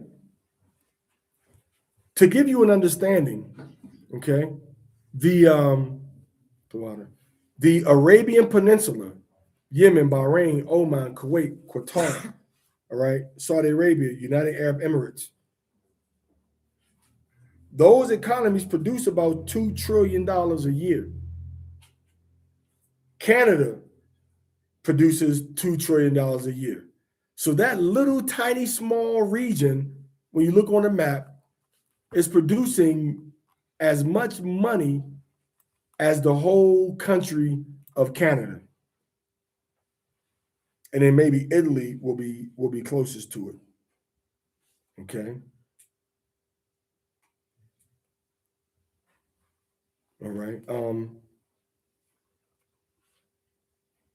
So when you know how everybody always says Texas could be its own country, and Texas got they produce about as much money as Texas produces, or as New York produces, but California is a lot bigger. California produces more, so it'd be Texas, then Texas and Canada. So who are these Carmanians? What is the religious affiliation of these people? What are the wild boars? How can we verify these statements that I'm talking about? Okay, that's what we're going to go into next time. All right, these Carmanians. You can look it up. Feel free to look it up and try to research it on your own. So when we get together, you have a better understanding. Dragons of Arabia and the Carmanians. Who are they? What do they have in common? What brings them together? And what's going to tear them apart? Or are they going to tear apart? So this is what we're looking at. So the Iranians are part of this equation. And we have to pay close attention to what's happening in the world in order to be knowledgeable and make the necessary plans for ourselves and for our family. It ain't going to be all soft and sweet. It ain't going to be all gravy. Things ain't going to stay smooth and nice. They're going to get rough. And you got to see, where do I want to be at, or where can I go to when everything starts to get rough? Okay? In America, you want to be in Turkey, you want to be in Cleveland, all right? You want to be in Izmir, you want to be in Jerusalem, you want to be in Lesotho, or you just don't worry about it, knowing what's going to happen. The latter is the best. Don't even worry about it, because you know what's going to happen to the righteous. And this is where your faith comes in. You see? Because everybody thinking that everybody is going to be delivered and out the way. No, Israel is going into the wilderness. And when you read inside of the book of Exodus, well, actually, when you look in one of Zaquan Thanyala's favorite scripture, in Second Ezra chapter 15, verse 10, he always talk about Israelites. It's going to be like in the land of Egypt when we came up. So once we come up out that land, it's showing you that it's going to be similarities to Egypt. And who came with us in Egypt? It was us and the strangers that was joined with us. Going to go into that wilderness. Now, the rest of y'all that call yourself Christians, that ain't following the commandments, ain't following Torah, ain't serious about faith in Christ and all that type of stuff, I don't know where you fit into the equation, quite honestly. Because I don't see no promise of Gentiles in this deliverance package. I see Israel, but I know that those that cleaved unto Israel were delivered with Israel the first time in the wilderness. I know that. I don't know about y'all the second time around, because y'all act like Israel ain't got nothing to do with your walk in faith and your Lord and Savior Jesus Christ. Y'all just totally disrespected and disregarded the real 12 tribes of Israel. And I don't see no place in the Bible where believers could disavow their relationship with the chosen people to whom pertaineth the adoption and the glory and the services and the giving of the law and the promises, and of whom, as concerning the flesh, Christ came, and you still cool with the Most High. But you ain't in line with Israel. I don't see no place in the Bible. You want to go to the book of Revelation? I see Israel in chapter 7. I see Israel in chapter 12. I see Israel in chapter 20. I see Israel in chapter 21. I see Israel in chapter 1. Chapter 1 and chapter 5 coinciding with Exodus chapter 19. And I think that when you hear us talking about the law, because I'm a lawman, Torah, but I think that people forgetting that we got to this level of the Torah because of our understanding about, we got to this level, we got to this level of the prophecies, understanding the Torah and the role that we play in the prophecies in Deuteronomy 33, Deuteronomy 28, Leviticus chapter 26, and Genesis 49. Because of the role we play actively in what the Most High says is going to happen to the 12 tribes of Israel, now we look through the prophecies through a different lens. But now, that's why when Solomon, all of the things he knew, what did he say? Fear Elohim and keep his commandments, right? This is the whole duty of man. We can, as they say, we can, you can be amazed at what the prophecies say. You can be confounded at the prophetic understanding we have, but at the end of the day, that ain't gonna get you into the kingdom. Obedience and repentance is what's going to get you into the kingdom, not knowing what's going to happen with Iran, but because it's happening in the news, you know what, let's go ahead and bring out some stuff about Iran.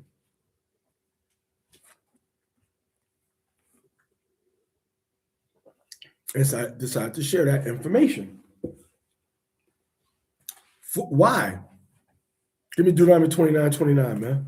Why is it important to understand these things that are prophetic? Some of it's secret prophecies. Some of them are open prophecies. But why is it important? Read Deuteronomy 29:29. The secret things belong to Yahawah our The Yahweh, secret things belong to Yahawah. Read. but the revealed things But those things that are revealed, go ahead, belong to us belong to us and to who else? and to our children, And to our children, so that we may do what? to observe all the words of this law. To observe the words of the Torah. That's why we got this understanding. Not to confound you, not to daze and amaze and mystify, but so that you will obey the words of the what? Of this law. Of this law. Obey the Torah. All right? That's why we got everything. That's why we understand this. Right. Blows out fire. Islam. Yeah, I believe, according to the scriptures, that yes, chariots are going to take the children of Israel into the wilderness. I do believe that. I also believe that some Israelites will be in the right place at the right time and will get there by boats, will get there by airplanes. All right? Now, does the Bible plainly say you're going to be taken there this way? No, I don't say that plainly. But it tells you about it, as birds flying. Who are these that fly as doves? And it gives you different signs, different signs and indicators that we will be taken by chariots into the wilderness. Let me put it like this: the clouds of glory. Let's call them the clouds of glory. Why do I say clouds of glory? Because we see that these things are referred to as clouds in the scriptures. All right. We see that these vehicles are referred to as clouds in the scriptures. So we covered a lot today. We covered a lot of information. But we're going to pick up again by the in Second Esdras. And these are one of my favorite chapters to go into. Second Esdras chapter 15. It's one of Mine too. one of my favorite chapters. It's one of my favorite chapters to review. And it kind of gives you the perspective. This and then Second Esdras chapter 2 go hand in hand. They go hand in hand. All right? Because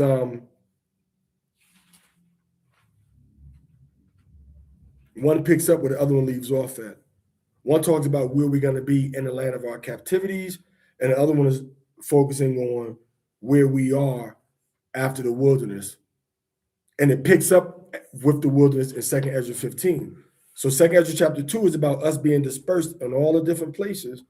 And then chapter 15 talks about us being gathered and taken into the wilderness again. Okay? So yeah, we were going to the law. But when you start going to the law, people start to drift away. You go into the prophet, you're like, oh yeah, you got the breakdown on this and breakdown on that. Yeah, the breakdown and all this and that. But then you go into that law, nah, I ain't trying to do that, man. We in captivity. Can't do that. We in captivity. Can't obey these commandments. Oh, so that's who the Indians are. That's who the Pakistani are. Oh, so that's what's going to happen with the American system of government, with the European Economic Community. Oh, so that's who them seven heads are. Now, to understand the seven heads, that's given to us so we can see the beauty, the majesty, and the power of Yahawah to do what? Us and our children for what? To observe all the words of this law. To observe all the words of this law. Go ahead. Is that it? All right. I thought it was going to say something like to do it or something, to do them. That's why. That's why we got the mysteries. That's why the Most High is revealing what the understanding is.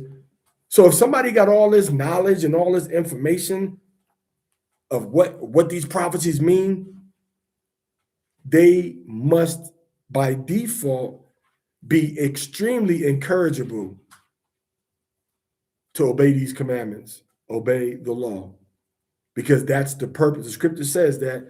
Read the verse again. I want everybody to listen carefully to what it says. The secret things belong to Yahawah our Lahaya. Read it again. The secret things The secret things. Go ahead.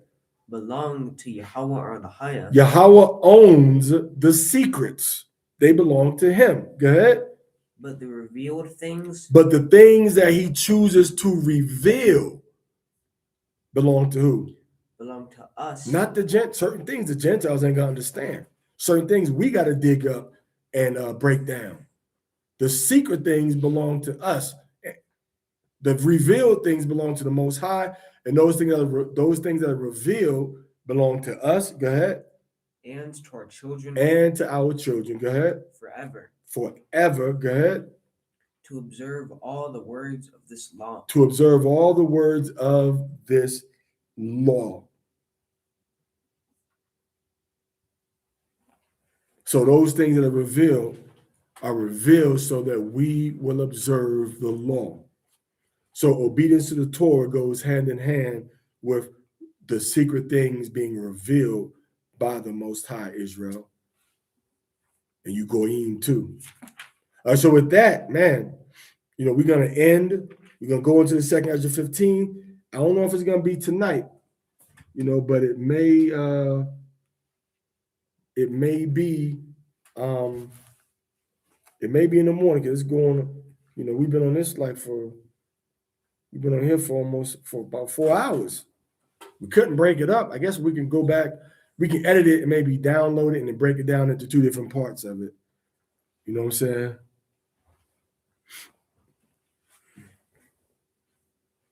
Karash Allah said that this is a laborious task, laboring. He said 2 Timothy 5:17, all right, that the elders of rule well be considered worthy of double honor, especially those who labor in preaching and teaching. Hallelujah. All right. I'm all right at some things. I don't know if I'm well at anything. You know what I'm saying? I don't know if I'm well at anything. I'm all right at most things I try to do. You feel me? But yeah, we gotta talk later about this, man, because stuff about to go down. Hey, like I tell everybody, man, like, now y'all remember, side note, I told everybody like 3-4 years ago, like, yo, put your money to the side. Don't spend all your money. Put it aside. Don't mess with it. You gotta keep doing that. All right? All right. If you can get away with not spending, if we're saving most, I say 75% or 80% or all of your refund check, if you got one, which your EITC, because you're a parent, you have your children, you have your income, and you get credits for having children, just like you give credits for having business. I would say that refund. Don't do nothing with that refund. All right. What was the last verse you read, Zaryatan? Deuteronomy 29:29. All right, Deuteronomy 29:29. Anyway, so what you see happening right now with Iran, understand the global ramifications and the economic ramifications and the opportunity that these things can present to you. Iran isn't even a part of it, but Iran may be a catalyst because it can make things happen sooner. Like Isaiah, I mean, not Isaiah, but like Masha read earlier in the 1929 stock market crash, right? In the 1999-2000 economic collapse, in the 2007-2008 economic collapse, those same events that happened leading up to those collapses are happening now. So you want to watch what stocks are doing, and you want to watch what commodities are doing, and you want to watch what, commodities like energy, oil, or propane gas, because if there's a, the problems that we're going through are actually opportunities for you to look at what's going on and say what's going to be impacted, right? What's going to go down in price like it always does, because people get nervous and they sell their stock or they get devalued, but certain stocks are going to go back up. All right. So when things when things actually go back up, what happens? When things go down and you buy it low and they go back up, you can hold on to it or you can sell it high, depending on the percentage that you want of your return on investment. That's very important. You got to know this is where, I'm willing to break even. And this is where I definitely need to get out of here. So you got to know where you want to go, what you're looking for, what you need, and also what markets are going to be affected. Okay, what is going to go down in price and go back up, and what's going to go down in price and keep going. Everybody was excited about Bitcoin, but now things aren't looking like they thought they were going to look before. All right.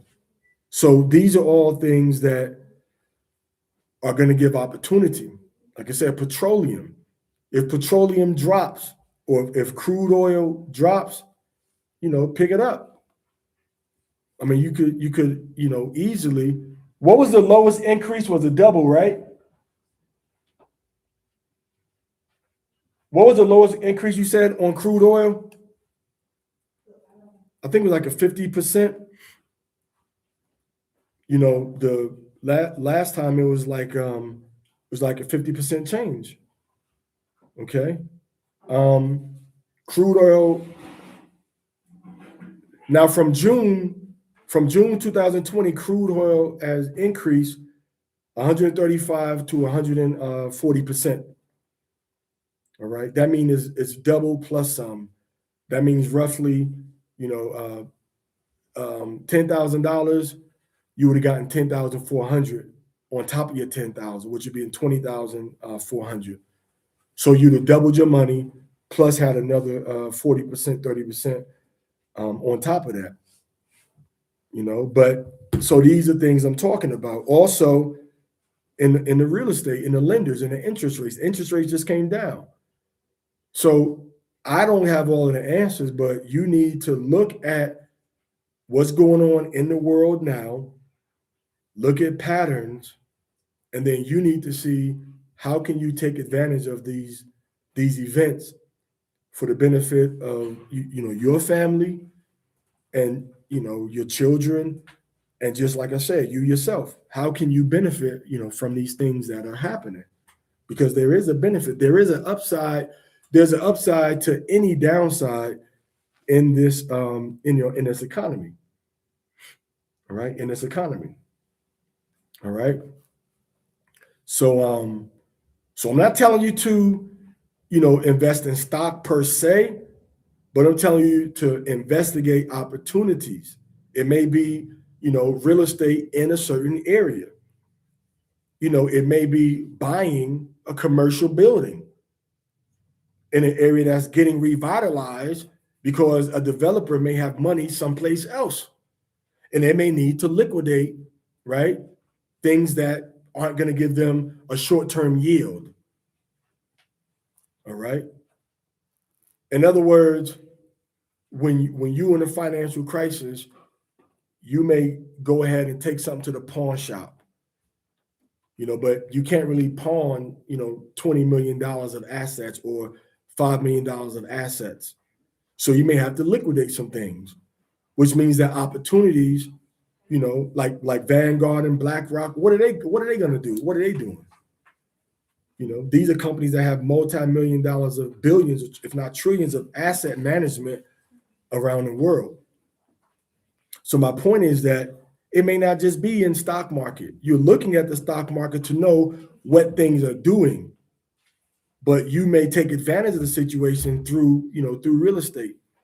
You may take advantage of it through going to the car auctions, because if people need to liquidate things fast, that they can make, where they can get cash to make, because a lot of people are going to be liquidating things to buy something elsewhere, because everything is an investment to some people. So if they need to liquidate 5,000, 20,000 here in order to put it over here to be able to triple that over the next 5 or 6 years quicker than this investment, and they have a pretty high probability of it happening, then they may do that. So it's not just the stock market, idiot. It's everything holistically being considered, jackass. All right? So if dumb people would listen with their ears and not with their funny bone, they might learn something other than being a butt